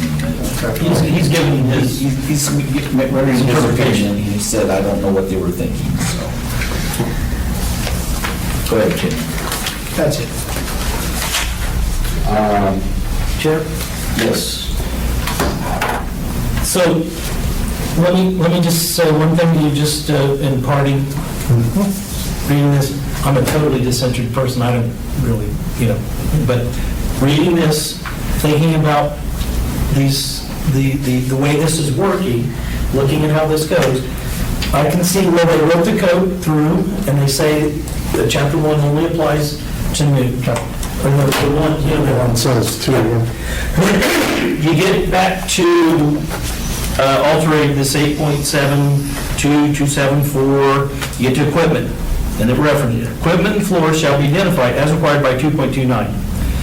So I think, as what I'm seeing is this is how, in his mind, he is, by reference, this reference takes you to that paragraph, and by reference, that paragraph is now applicable. Even though it said at the beginning of this section, Mr. Chair, you're going from the alteration section back to part 2. You're right, and he's right. That does bring you back there. When you're not, when you're new, that 8.7 is not in play. It's set, it's part 2 only. So you're absolutely right. In 8.7, it references you back there, got a number. You got a number, okay. So now, when I read what it says when we got to number them, and, you know, my first blushes of this, I was thinking, is what they mean is only to number the ones that are being changed. But when I read this again, I'm seeing it a little differently, that this says go here, I go here to do this paragraph. It says in buildings with more than one elevator, and the building shall be assigned unique alphabetical numbers. It takes me right in, so I can see how they're getting their interpretation right now. So I just wanted to point that out to you, that, you know, have you read it in that light? Besides, you know, I understand where you're getting into. May I, Mr. Chairman? Mr. Are Chairman? you done? Yeah, okay, yeah, go ahead. Mr. We're not disputing that at all. The alteration section, 8.7, refers you back to that, and like I said, unfortunately, because of the way the code's written today, until they change those sections of 8.7 to say anything other than all elevators in a building, then it applies. I can't argue that. I think, Oh, so you agree that, well, an alteration, when you come back to part 2, and because it says all elevators in the building, the way it's written today, if there's 300 elevators in a building, or you find there's a building or address, or however we decide to do that, then we have to number them all, the way it's written today.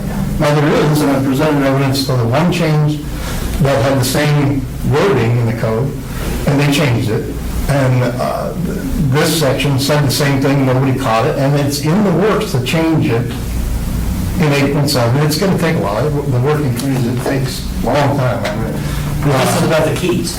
no, this is about 229.1. This is what's out for ballot now that will, if it's passed, which I have no reason to assume it wouldn't be, because it's the same language that was in the keys section that was then changed. That could be wrong, but if it's passed, it will change those sections for identification 229.1 in 8.7 to say all elevators and group automatic operation. But the way it's written today, if you're altering elevator, and you go back to 229.1, and there's, like I said, if there's 1 or 50 elevators, I would agree that you'd have to number all them the way it's written today.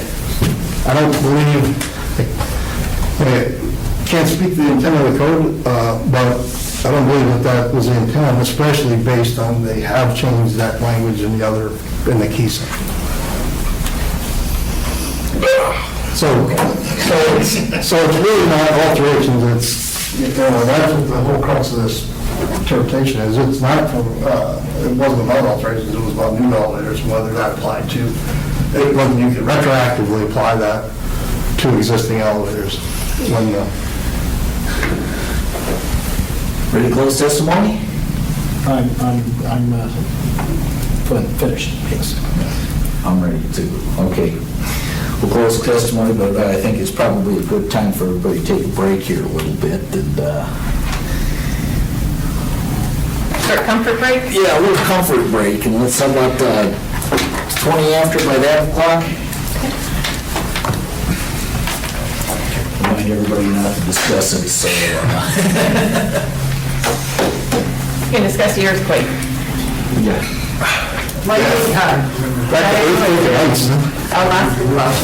I talked to him the other day, and my place only had 2 things fall. 2 things.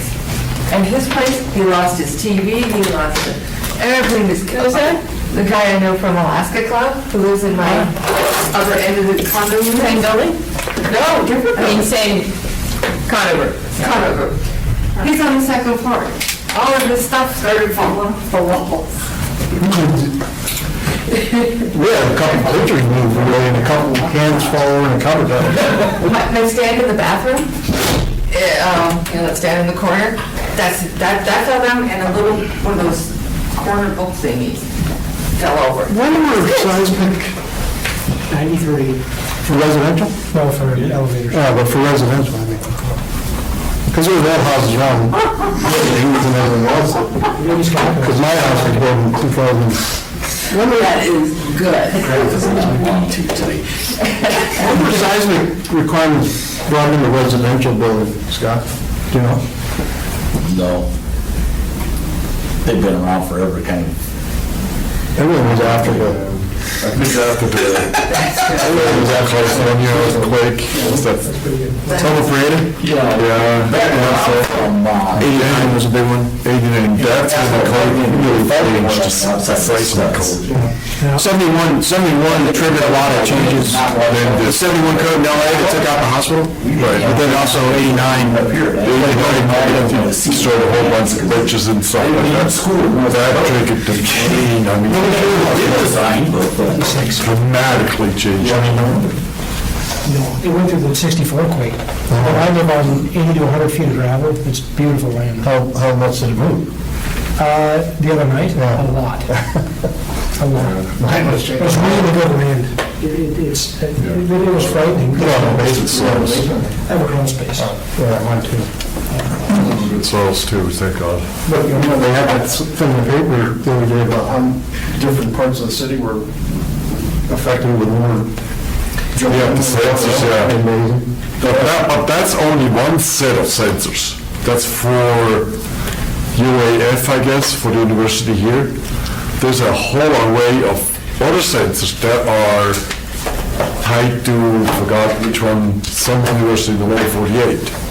So there's a lot more sensors than just the ones they showed in the paper there. I'm amazed that you find a ton of websites about earthquakes, you know, but there's one I have saved, in front of me, 30 seconds after it happened, you can go there and it tells you what it was, you know, the initial, of course, they said it was Originally, it says- and 10 minutes later, 7:13.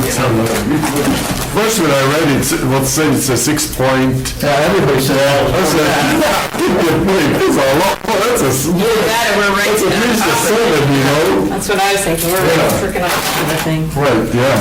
Yeah, they talked about Nova had a thing about the Himalaya earthquake. They talked about it takes 24 seconds. You talked about, I haven't seen. When an earthquake hits, Golden, Colorado reports it through the USGS initially, and that's the initial reading that comes out. So that's 6 was initial, that was before they revised it after seismologist looks at it. J-Lo was showing pictures and I'm like, wow. I'm on the bottom floor. I had 2 units, 1 unit above me here. I could see. Here. My boyfriend, elevator. he works night, so he was fairly awake. He said he could feel it Those coming. pictures. And I didn't feel anything until that hard jolt, so that's when I. Well, the ones that really knew it was that I go to building owners and say, I know, let's go. And I said. the elevator kept running, because it didn't have a I didn't even cycle. hear him, so And, he's trying to. yeah, back some me ones off that got the bed. punished because they kept running. The, And that's the thing that I was like, it broke down to a stop. So, I just thought so, just about, there's no damage. Oh, yeah. My big window in the bedroom is like 98 inches long, right? This is the longest darn window.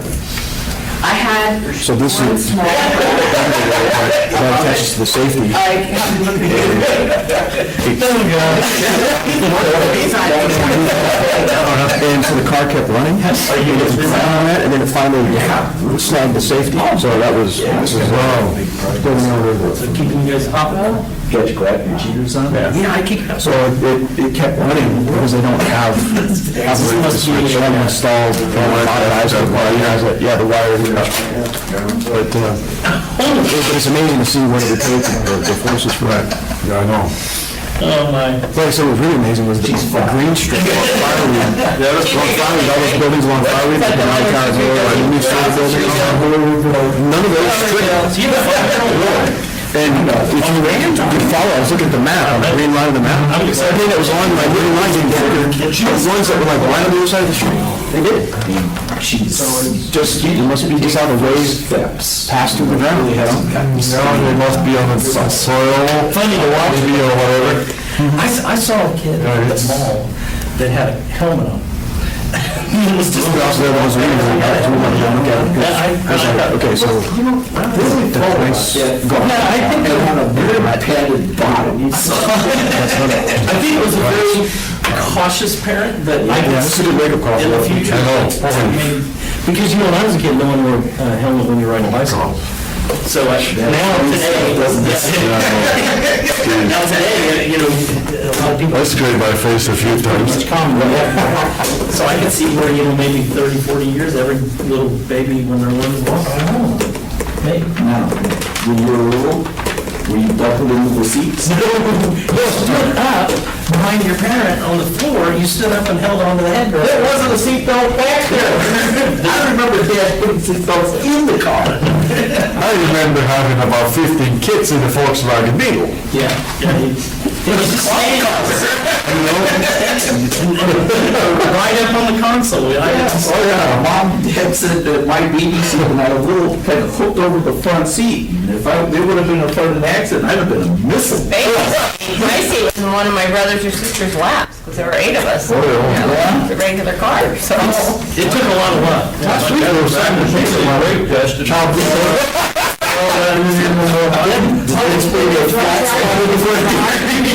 Check out that baby. No, this is a different, I was in one. No, this was when a kid was riding in the back of a pickup, fell out and got run over by the truck. I never saw it. It was the same day as another accident. It actually was the same day where a guy got killed on C Street or something. Never saw anything more about it. Was that recently? Yeah, last week. A guy got killed on C Street. The amount of vehicles that have jumped the highway this year and last year is a prime example why DOT really needs to put a wire down the middle of the 160 in the states. See those like Illinois and other places to at least catch those vehicles. They got a nice big dip, but it's been so icy this year that you have no. We don't have any snow.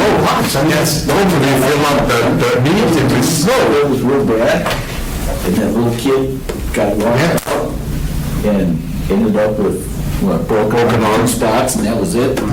I understand there was a run on those baby seats shortly after that.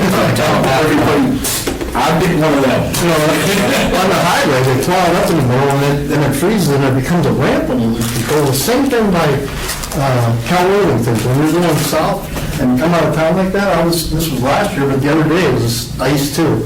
And this lady came out there, lost control, hit that berm from the plow piling up there, and the car flipped right over into the other side, and you're sliding around. It's pretty crazy. Yeah, and it's amazing how many times that road is straight as a whistle. How did you end up down there? You have to do something a little stupid. It's a rear-wheel drive, and you hit the accelerator, and your truck goes.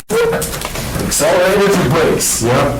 Coach is looking at everything I've eaten today. Well, that's true. I'm in a challenge. Yeah. If I win, $200 is mine. Meanwhile, Jalen's over there chomping on potato chips. I'm not being watched by anybody who... She's back here. When you're ready, Dana. All right.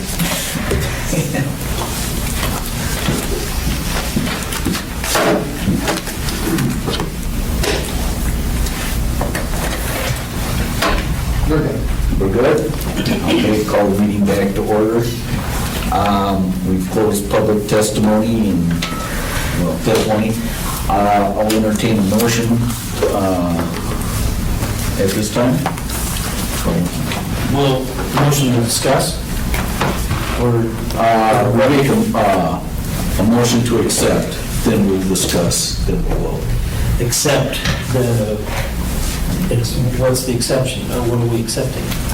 I don't know. The appellant's request Oh, okay. for, So we can deny we can vote on it, it can be that bad?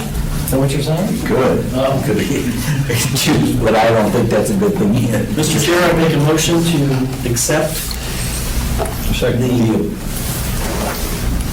The appeal of interpretation, should we word it that way? Yes, that sounds... Okay, we have a motion to accept the appeal of building board case number PC-1-01-2016, made by Mr. Conley, seconded by Mr. McKee. Yes. Okay, now we can have discussions. Would you like to go first? So To my point, right now, I'm seeing that it boils down to the references in the section 8 of referring you back to 229. And being that that reference is being made in the alterations, I'm contending even though the paragraph 1 in chapter 1, what was it, 1.13, it does explicitly exclude 2.29 to just new installations. But what I am going to contend right now is that I'm feeling like the references from chapter 8, referencing directly to 2.29.1 is reason for me to interpret that it is applicable to alterations, modernizations at this point. I don't think anybody's challenging alterations, or new installations, alterations, modifications. Does it apply to existing elevators within the building? So then when I go to 2.29, unfortunately to me, it's clearly stating the way the language is worded. Let me throw a curveball at you. Yeah, I got to hear yours. Originally, it said, hoistway or bank, and they changed it to in a building. And what popped into my mind is if you had, let's say, 2 banks of 3 separated by an elevator lobby, and you did an alteration to one bank and not necessarily the other, I could see where they would want both banks numbered, which is kind of going where Paul was saying that they were going to put it under, and granted hypothetically here because we don't know this for fact, but under common area, common controls. And that's where I would very easily say that if you're going to do one side of the bank, you could do the other side of the bank. And that's exactly where I was at the very beginning. But, and not necessarily want them to do it, 500 feet down the building. And I agree completely with that, and I was headed in that direction, and I was also banking on with this one, section 1.13 of the inspector, that it was saying that this didn't apply except to new installations. So I was going, well, they're just talking about that we have to do it on the ones that were being modified, as that's basically like a new installation too. That's how I was jiving this in my mind, that it was applicable only to the area and new installations that are adjacent to that, to where in one common control area. I was there, but when you read this paragraph, I'm struggling with that. It's pretty clear. Can I read that? In buildings with more than one elevator, each elevator in the building shall be assigned a unique outlet up front. Now, where I was coming from, in my mind here is... If those were all new installs. Pardon me? If those were all new installations. If they were all new or all modified, or altered, yes. But not necessarily, in my mind, would be if there was an existing elevator that was not part of that same area or same bank of control, that 8.2.7 was saying, come back here and get the information for labor. How to do just How that. to do the label And that's for what- the new and altered. That's exactly where I was at the beginning. Right. But when I come back here and read this, I'm seeing the point. Yeah. It's not, I'm not happy with the way that the code is written. no, I'm not either, because I don't want it to be this way, but I can definitely see the interpretation there in my mind right now. Or she can tell me something that, you architects see things really different than I do.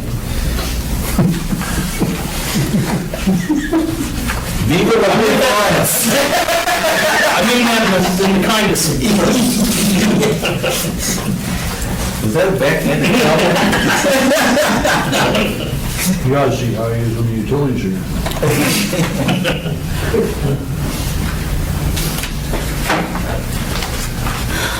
Comments? From Larry? No. Mr. McKee. No, I'm thinking like you, where the modifications are pointed out explicitly in pointing back to 2.29. And 1.3 is very explicit there, where it says installations only, except in those other parts, road modifications. So it's, again, hypothetically, whatever their intent was, they spelled out very explicitly for modifications and didn't add any other verbiage for the installations other than the 1.1.3. And I think a lot of it would help me a lot if it wasn't for an example that Gina gave us that, you know, you got a remote elevator room and you don't know which one you're tripping. I have sympathy for that, and I wish it was clearer to be addressed that, you know, whether they put this in a different section or they included 2.29 in 1.13.1, or because the key kind of helped clarify things a little bit, but, you know, even that aside, I'm having a little bit of trouble with the all buildings.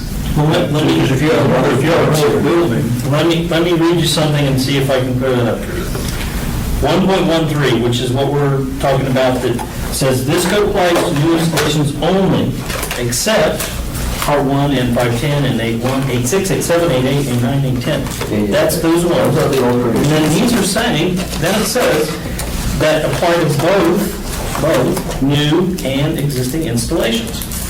So in those sections, they're saying that this Part 1 does apply to both. So it seems like we're getting, the identification of those specific pieces of equipment. Is that what you're getting at? yeah, but and it says both new and existing. Equipment and floors shall identify controllers. 1.1.3. You got the full code here. What Yeah, is, I have an advantage. 8 point, so what, 8.2.27, is that what it is? 8.6. Yeah, so, How does that start? okay, let's go to 8.7. Because there's a few pages missing there. Pencil. Maybe there's something, maybe there's not. It starts as upgrades or something, you know, like 8.7. It's painful to watch this, isn't it? Electrical engineer, architect, and electrician going through a code book that you're probably really familiar with. Okay, alterations. 8.7 applies to alterations. Requirement 8.7 applies to alterations. General requirements, well tested. And when we get to the 8.7.2.27, so 8.7.2 specifically is alterations to whichever type of elevator. Well, this one is electric. right, whatever it is. So then you get on, keep going, it's just alteration requirements. Keep going. Then we get to change in location, just exactly how to do it. 8.7.27. So we get to this, and then this is where we have these highlights that it refers us back to the 229. Equipment and floors shall be identified as required by 229. Okay, so then that takes us back to 229.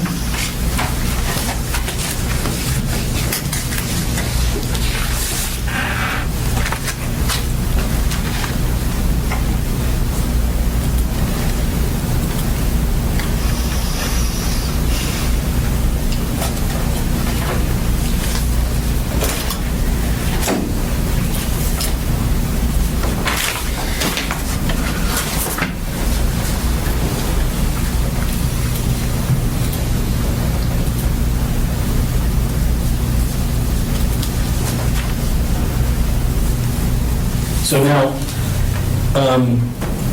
It would be different if that each was every. That would be a little bit clearer in my mind.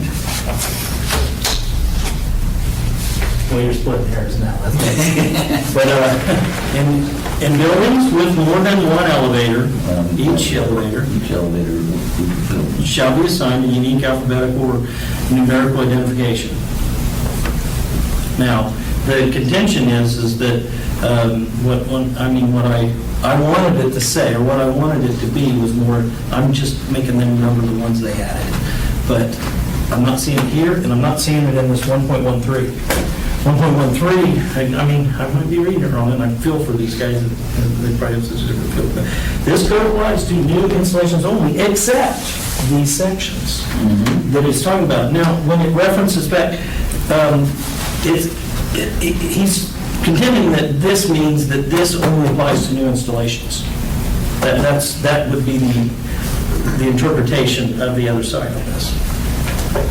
This applies to new installations, correct. Now, when you go to alterations, It's now referred you back to this section. right, And by reference, it's applied this section. You see my logic?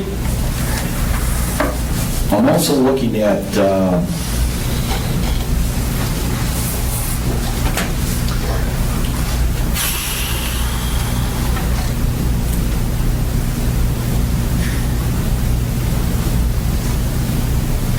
I understand your logic. I don't necessarily agree with your logic. Okay, I'm hoping you can come up with something great here, because I would love to Because there's a lot of other places in other codes that do the big circular reference. Well, no one's better at it than the NEC. I don't know, the ICC is pretty good at it too, that, you know. It's such a young code. It's such a young code, it's no, It's only been around since 2010. ours is like 1910 or something, so. It may have been even. Now you're splitting here. You know, to build build a stairwell enclosure wall, you've got to go over to fire barriers and read that. And then you got to go somewhere else to figure out how to put in the fire damper. And then you got to go somewhere else to figure out how to put in the fire stopping. So there's always this reference and cross-reference that pieces get pulled together. Right. But it wouldn't let you go and use a firewall that was built in 1955 to put in a new stair enclosure that you're adding now. You'd have to do it to build your stair enclosure now, So I got to bring it up to today's code. today's code. And is what I think they're trying to do, is they're trying to bring the building up to where it's all labeled by referencing into that section. Now, what do you do with the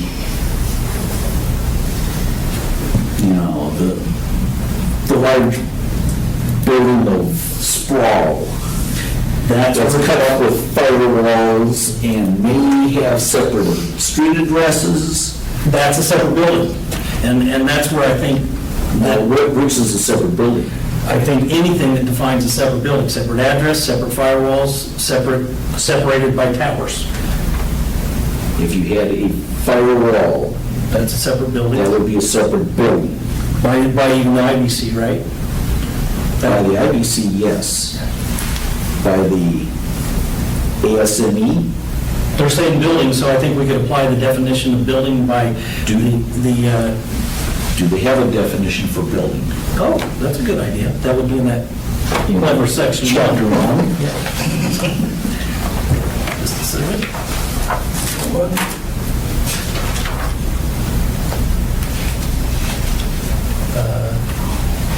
Thank you for bringing your code. I didn't bring anything. I asked for it to be. Wrestled with this to get this. Ceramic. I don't see it. Buildings under B. Yeah, I know. I'm making sure I'm in the definition. Braking system, Word buffer, is not defined. but building code. They're referencing the It's in rationale. the IBC for building code. Sets forth as building design construction such as ordinance and not been enacted following model codes. So what we could say is we could interpret it in such a way that if you had a separate building as defined by a fire barrier, or excuse me, a firewall, that would be a stop one. Keep Jalen in his box by that. He's close. Taking what's cookie away. And then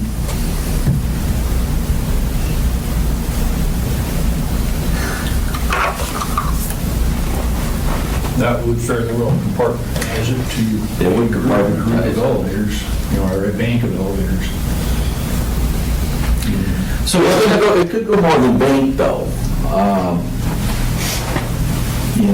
I'm going back to the Diamond Center, assuming you've got one street address, which I think it is.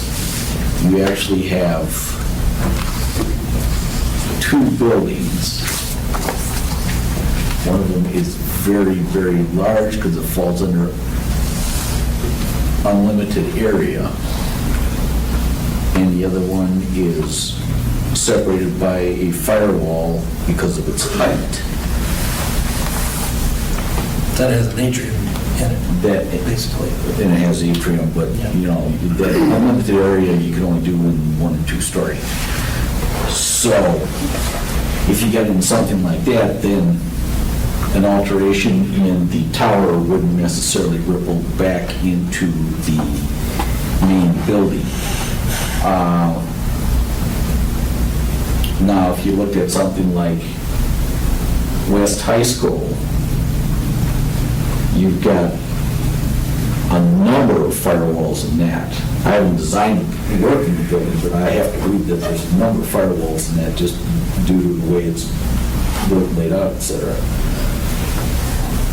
That would be, an alteration would be required and triggered everything within that building compartment, let's call it, from firewall to firewall or firewall to property line, whichever.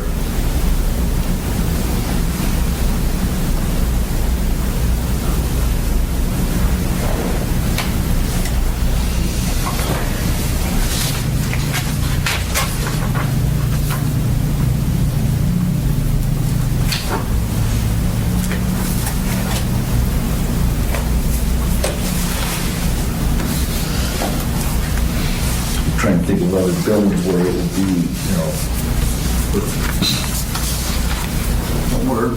where else do we have tails wagging dogs? Because we have a little change over here, we have to do something down there. Done a bunch of work at the International Airport. There you go. It's connected to the railroad building, it's connected to the parking structure, which I did the parking structure. I did a bunch of the work for Terminal C, for Alaska Airlines. There's elevators scattered all over that building, buildings. So I would contend that the parking structure is a separate building. The Terminal C is a separate building, but it gets nebulous when you're talking about Terminal B and Terminal C. I don't know that those are separate buildings. But If we had, Well, I we know, already had one elevator in a building, it wasn't labeled, it was just the elevator. We added one new elevator. What do you call that one? you added another We elevator, added one elevator, what do you call that elevator? the new one. Now, you call it 0.1, because the other one's not labeled, it's nothing .1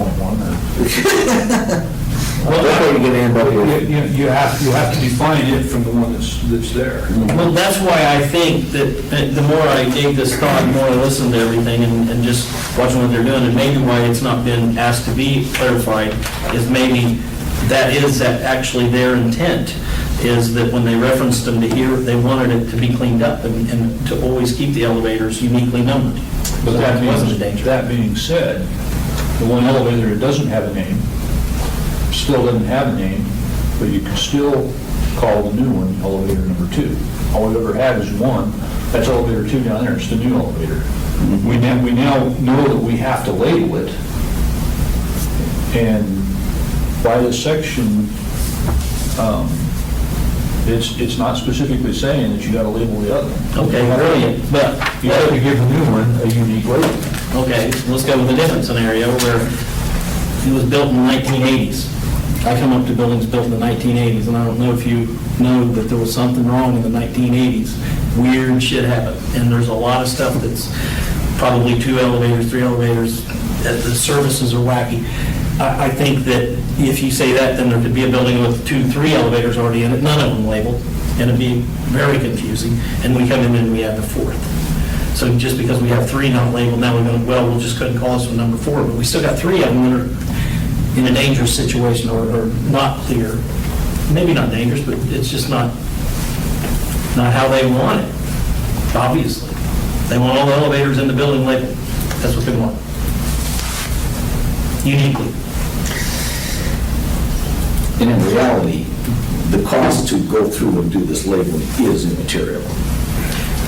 But here, I think the crux of what I heard is the same, and I totally agree with this, is that we got to make sure that we're not letting, don't take this wrong, but we're not letting code be dictated by what they want it to say or what they think it says.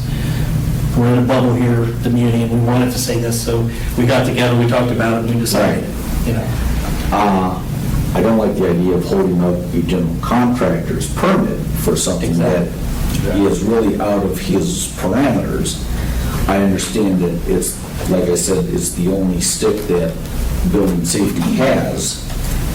But I also understand that there's ways around that, which I've done many times too, and Ms. Walsh even mentioned it, that the owner puts in a letter that says, I will correct this by date X. And that can clear the general contractor.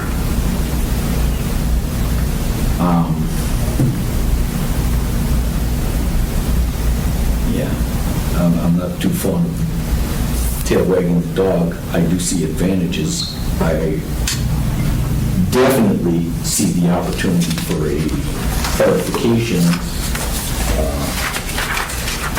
to make sure that it's clear, more clear, the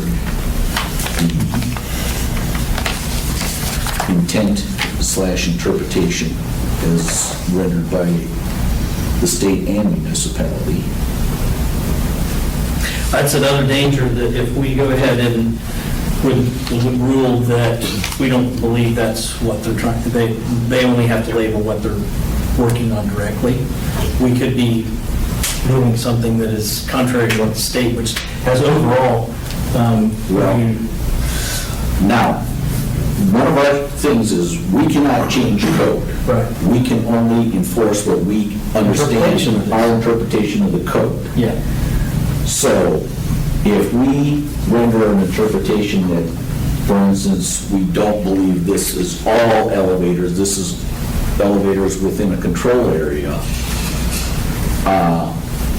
as we understand and believe the code is written, the municipality can issue a policy or take it through the full amendment procedure through the assembly and everything else to make, to clarify it, that says, no, this is the way we're going to do it. So we can be trumped as far as that goes, as far as I understand it anyway, by that change. There is a way to make the change. Yeah. But at the end of the day, the problem is what the words say right there on that. And that's what I want to go to is, in my mind, what do the words tell me as a person reading the code, understanding codes to some degree, certainly not the elevator code. What do the words mean? How would I interpret it independently? Right. Based on the appellant and reminding ourselves that it's the appellant's duty to... She said it really well. Yeah, to make your case and, you know. Let me say something. Your firewall, I can kind of see the similarity to it. Let me walk you through it. I can see where in the beginning of the building code, it says that there's existing building code that basically says your grandfathered in if it was put in correctly in the time of that code. So that firewall, even though it wouldn't be an acceptable firewall today, even though the existing elevators aren't marked correctly, not done correctly, that's okay. We haven't changed anything. That building is okay. The municipality isn't coming in and trying to make them change that. But when we come in and we make an alteration to that building, and we are trying to put in a stair and use that wall as a firewall, we cannot use the grandfathered in firewall for a new installation. Isn't that the way your code kind of works? I can't modify the wall, but if the wall's there and stays there, And you could don't also- do anything to it. Let's say it was like a 2-hour wall back then, but now UL listings isn't that in the 2-hour wall anymore. You know, that's not really a legal 2-hour wall to today's standards. It would be grandfathered because it was legal at the time it was built. But there are exceptions for life safety He wants issues. to make a modification. Or us putting in a stair and touching it, and we're going to use that wall now to build our stair with. I don't know that I would think that would fly through, but what I would say the parallel to that is we're making this alteration. I can see very clearly that they intend this to not apply to existing installations, this marking. But if you're modernizing one, they stuck us back into it. If you're adding a stair tower and there's the firewall and we need it to be up to today's standards, we're fixing it. So I feel like that's the parallel to your codes. I'm trying to make some parallels just to see if we can't come to some agreement. But I want you to prove me wrong on this because nothing will make me happier. That's not what it says and that's not what it meant.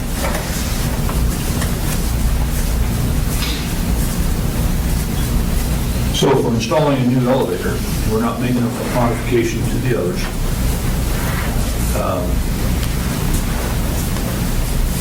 Then we wouldn't have to change the others by that argument. We would not have to. No. No, if you're making an update to an electrical panel over there, you don't have to do anything to that panel over there. If you're modernizing panel B, panel L doesn't get touched. Typically, you're exactly right, but there is cases where, let's say we have a whole totally legal service on this building, and we're going to add another service because we're adding a fire pump. Well, now, we are required to go in and provide labeling on this service to say, hey, there's another service, because of safety reasons, there's another service over on the north side. And then on the north service that was existing, we got to put a label that says, hey, we added a service on the south side, so that you know what's going on. So there's labeling requirements to come in, even though this one's perfectly legal, but they require us to put new labeling on it. That might be buried in the code somewhere, but I believe we know to do it because of the fire marshal policy. I think is what drives it for us. All the labeling and disconnects and outside the building. We have to do a whole lot of things that are not required anywhere else in the country, but we do it up here. But it's listed in the policy.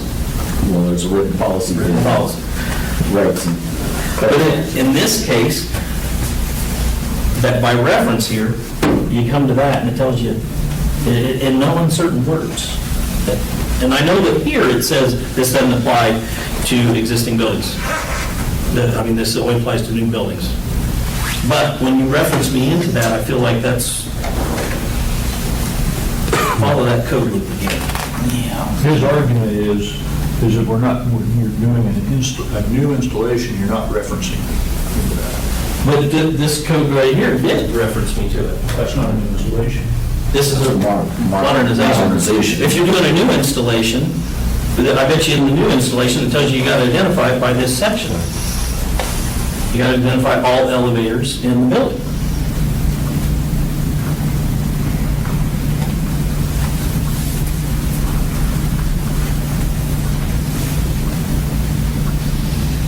This one does apply. This is what this section's about. It's about new installations. Now, It already that's the applies. interesting one. What happens if you take out the new installation and you just talk to, or take out the modernization, you just talk about new installation? Well, that applies because it's a new installation. Oh, man. How are you getting hung up on that? You just backed me to a different corner that you've been sitting in for a half an hour, and I just realized, because I got hung up in alteration. If it's a brand-new building, all elevators within the building. So then all we have to do is define the building. Right. That's all you have to do in a new installation or an alteration. It all comes down to the definition of what you're calling the building. The building is what needs to be To me, defined. if I'm a shade tree lawyer, every engineer has to be. So when I read this, by how I'm getting there, no matter which version I'm doing, to me, I just want to know what's a building. Because the words are clear to me what it's saying to do. Whether I get there by new installation or I get there by retrofit. They referred me to So by your that. scenario, we have 3 existing elevators in the building, none of them are labeled. None of them are labeled. We're adding a brand-new elevator. Yeah. And by that, we read this, in buildings with more than one elevator, each elevator in the building shall be assigned a unique alphabetical numerical identification. Yeah. So the 3 that had no identification now have to be assigned a unique identifier Yeah. if they're in the same building.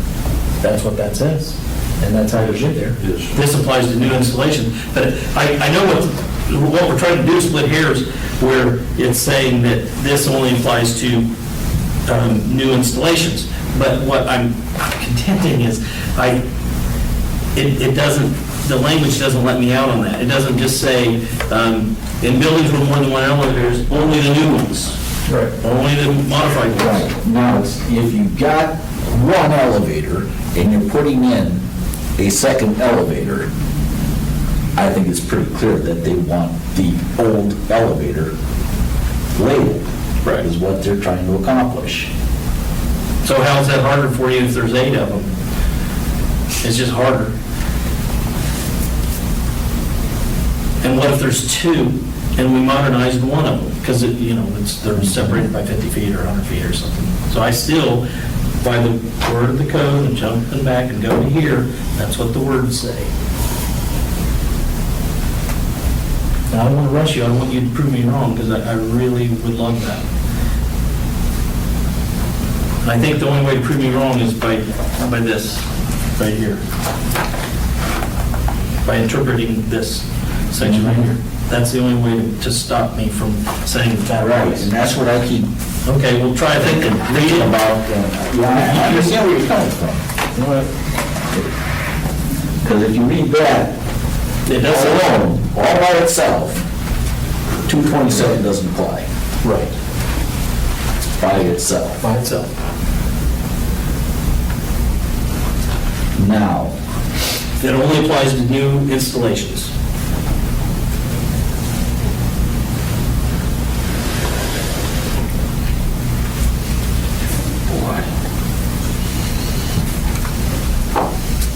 forget their intent, what does the word throw?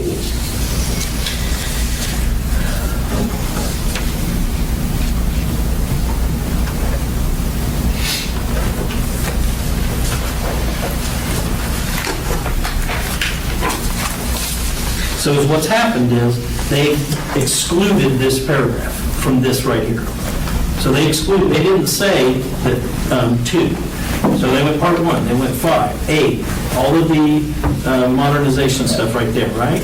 So they said, it only applies to new. So I'm trying to give you what I think is the argument. I'm not buying it yet, but I'm trying to give you the argument. Okay, so they're saying nothing else applies except these sections that apply to both new and existing.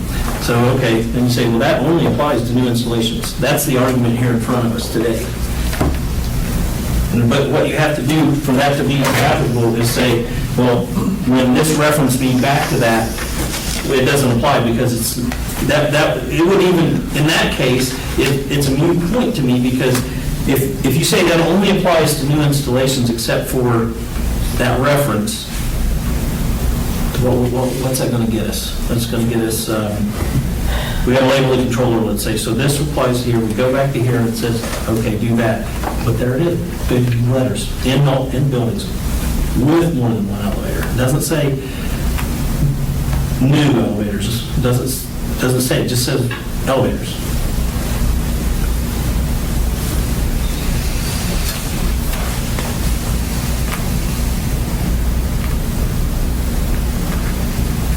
But only if you retrofit air and water housing.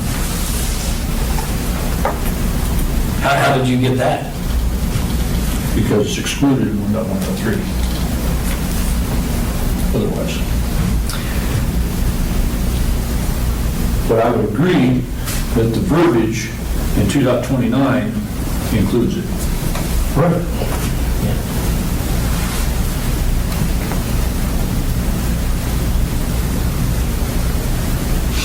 1.1.3 contradicts 2.29. It doesn't contradict, it's basically enforced by reference from chapter 8, or the 8.7. It then becomes applicable to me.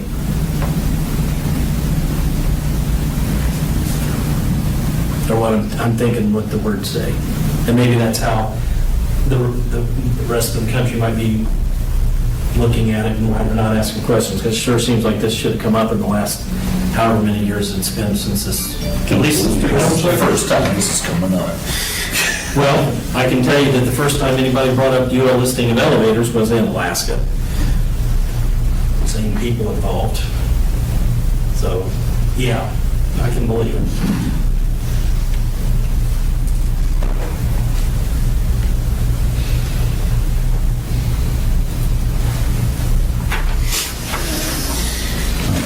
Take a look at something.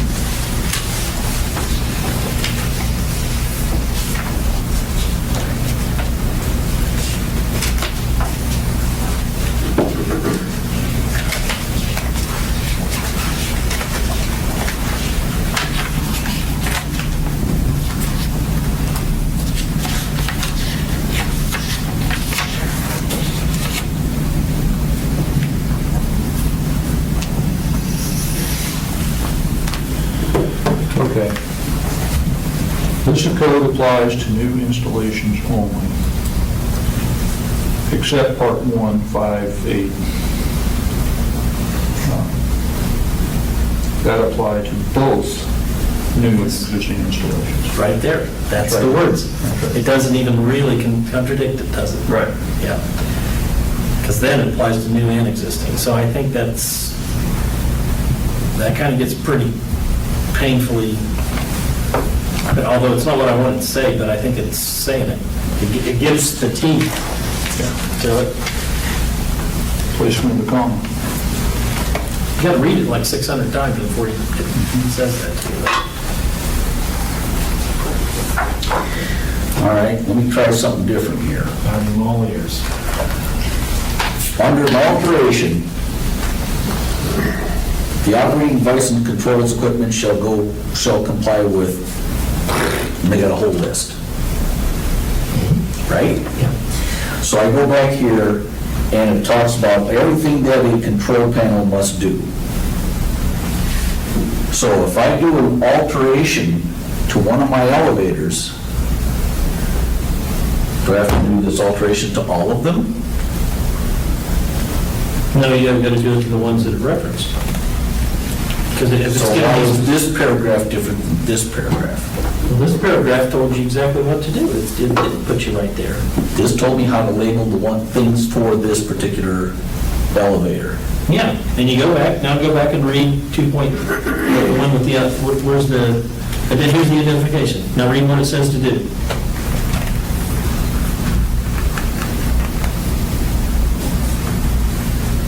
In buildings with more than one elevator, each elevator in the building shall be assigned a unique alphabetical or numerical identification, etc. Yeah. It didn't say new ones, it didn't say pink ones. This It doesn't said- say new ones or pink ones either.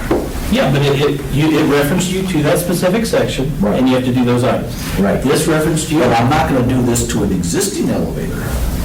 Right. And you wouldn't if this just said on the new one, or on the ones you touched, but this has said where more than one exists, you've got to Rain unique, And I think, well, where more than one elevator exists gets me to, if you only have one elevator, this isn't an issue. Right. If you have, You don't have to label. you've got to do labeling. yes.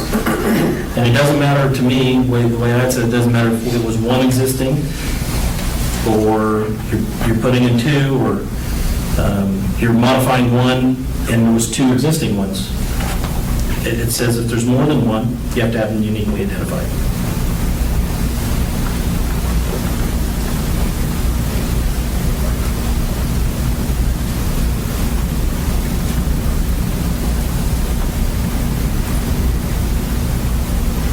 And if they're not uniquely identified at the time of an alteration, that's the time to go back and uniquely identify it. Exactly. And I think that's what they're trying to make you do.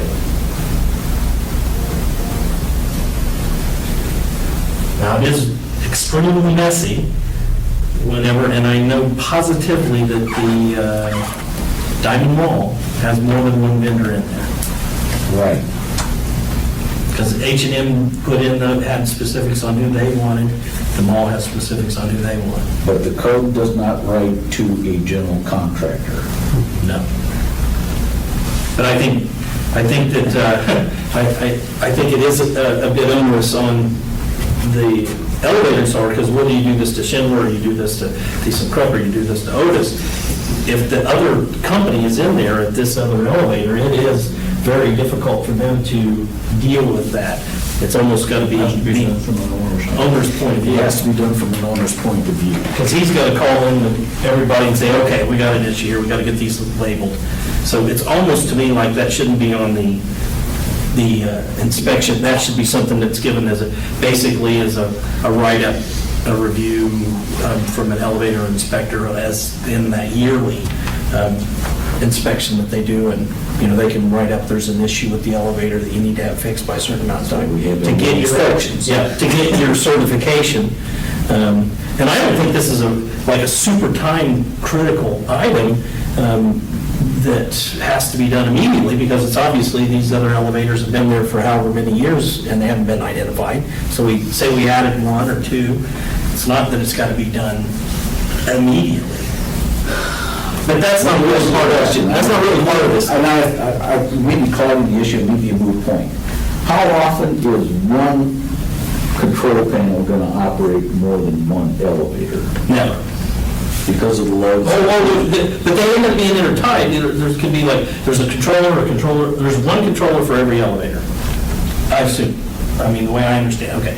So one elevator controller for every elevator. There's one disconnect switch for every one. There's one motor, and there's one car for every controller. Okay, so the driving machine, i.e. the motor, what's an MG set? Motor generator, right? And I think it's something, they don't hardly use this anymore. Okay, but there's one per. Controller, one per. Selector, Selector is probably one per. I didn't know if that can made you answer sense. that? He's nodding. Governor is one per. Main disconnect switch, you said, is one per. The crosshead, or there's not a crosshead, the frame, that's one per. The elevator operating panel is one per, and adjacent to on every elevator entrance is one per. So is what this is doing, Everything- the reason they feel this, I believe, the reason they feel this is so important and why they've worded it this way, in my opinion, is because if a fireman or if an elevator installer's got to go get in that pit, you want to make sure that when you're shutting off car 2, that car and that motor and that controller and that disconnect and this car that says 2 on it, that I'm getting in that pit, isn't going to come down on my head. So it keeps your fingers and your head and everything safe if those are all labeled correctly, uniquely. Correctly Yeah. is another issue, Yeah. and I can't fix correctly. Correct. We can't fix stupid. So come back to this. This code applies to new installations only, except for this, and this. And in those cases, it applies to both new and existing installations. Okay? In those cases. So this is actually the labeling right here of this retrofit. Right. So 2.29 applies to new installations already. There's no question about that. So now when you make to both new and existing installations, when you're making a modification and it references you back to here, I don't know how you get out of that.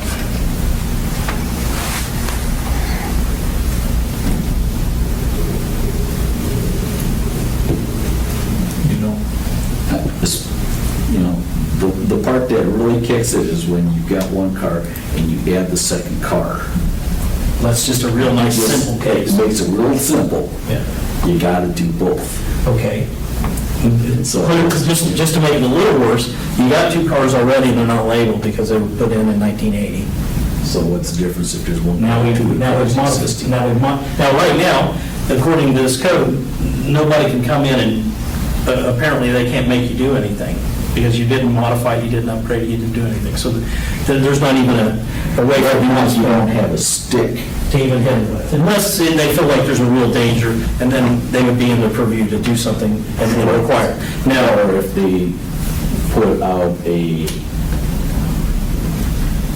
policy or amendment, one and or the other. Now, they decide to modernize That's how I'd one. like to go. They modernize one of the elevators, they decide to modernize one of them. So the modernization, you go through here and it says, okay, now you gotta label it for this, you go here, we're definitely labeling, we gotta do something with the one we're putting in. Absolutely, no Right. question. Never been challenged in this room. I guess not. But now, how did you not have to do the other existing one when it says if there's more than one in the building? And it says in the beginning, this code only applies to new installations except for these sections. And then these sections apply to new to existing, new and existing. And by this referencing into here, it kind of closes it for me. It's not perfect, but it, Yeah. Well, what kind of threw me, I want your say, if I've got two hoistaways with one car, well, you don't have that. No, you, I built them. wait, two Hoistaways, but I want to put a car in one hoistway. why would you do that? Future growth. Oh, okay, yeah. Yeah? I've done this. Okay, yeah. Now I come back and I put the other car in the other hoistway. Now I got two controllers and potentially in one control room. Absolutely, more than likely. More than likely. If you thought it through, hopefully you did. Okay, yeah. And you have to label it. And it should be labeled then, absolutely. Because there's a danger there. I mean, if you don't, the guy comes up and there's like, it's very confusing in these rooms. There's a lot of equipment. It's like, is this the disconnect that does that one? I mean, you're actually following the conduits and. Right. So if I have to do it here, I don't see any reason why that one over there, there's no language that excludes that one over It there. doesn't exclude it, but I wish it would. I don't feel like if it's in the same room or on the same control group, it's as important. But I can see where, similar to our services, it would really help keep it safe if they each have a unique number. It's just logical, yeah. I'm there. And then I think it is limited by the building. And by the building would be by anything that the IBC defines as a building.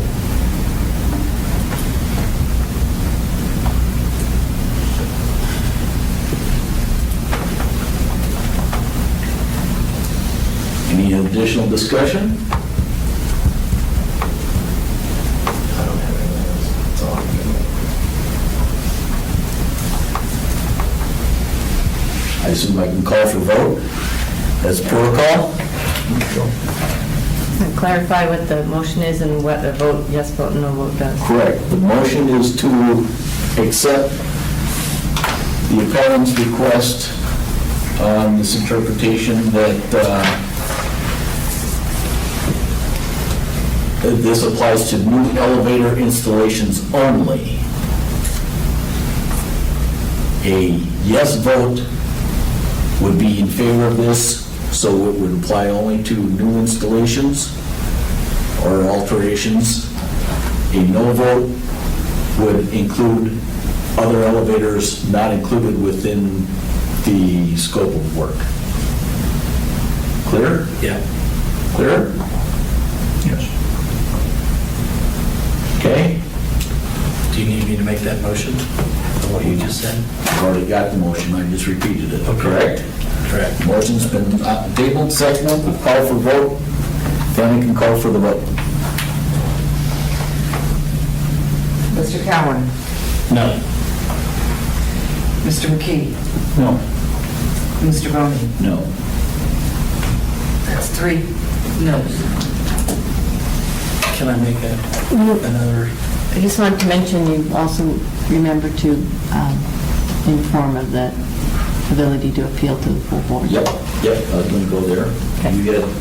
Can we make an unofficial request that I feel like the municipality should make a policy that defines this, or especially the part about what the building is, and clarify this a little bit for the, I second that recommendation. But to what Ms. Walsh was mentioning there is you do have the opportunity, ability to appeal this decision to the full building board. It must be done within 10 days of this 7. meeting or something like that, 7 days of this? 5 to 7 days after the decision has been published. Okay, and publishing generally takes just a few days. If I don't get it done tomorrow, it'll be done Monday morning. So we write a memo that you guys sign. We write a memo notifying, a notice of the decision tonight, and that's published, it's given to the appellant, and then there's a certain amount of days to appeal, and we also clarify that for the appellant. Or in the case of it goes the other direction, that either party has the right to appeal. Either party has the right to appeal. I'd be surprised if in any instance we ruled in their favor, but stranger things have happened.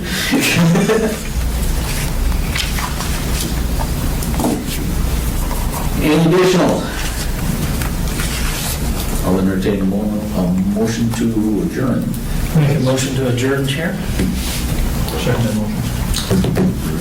Thank you very much for your time. Your reward will be in heaven. If we want to, we ask for $100.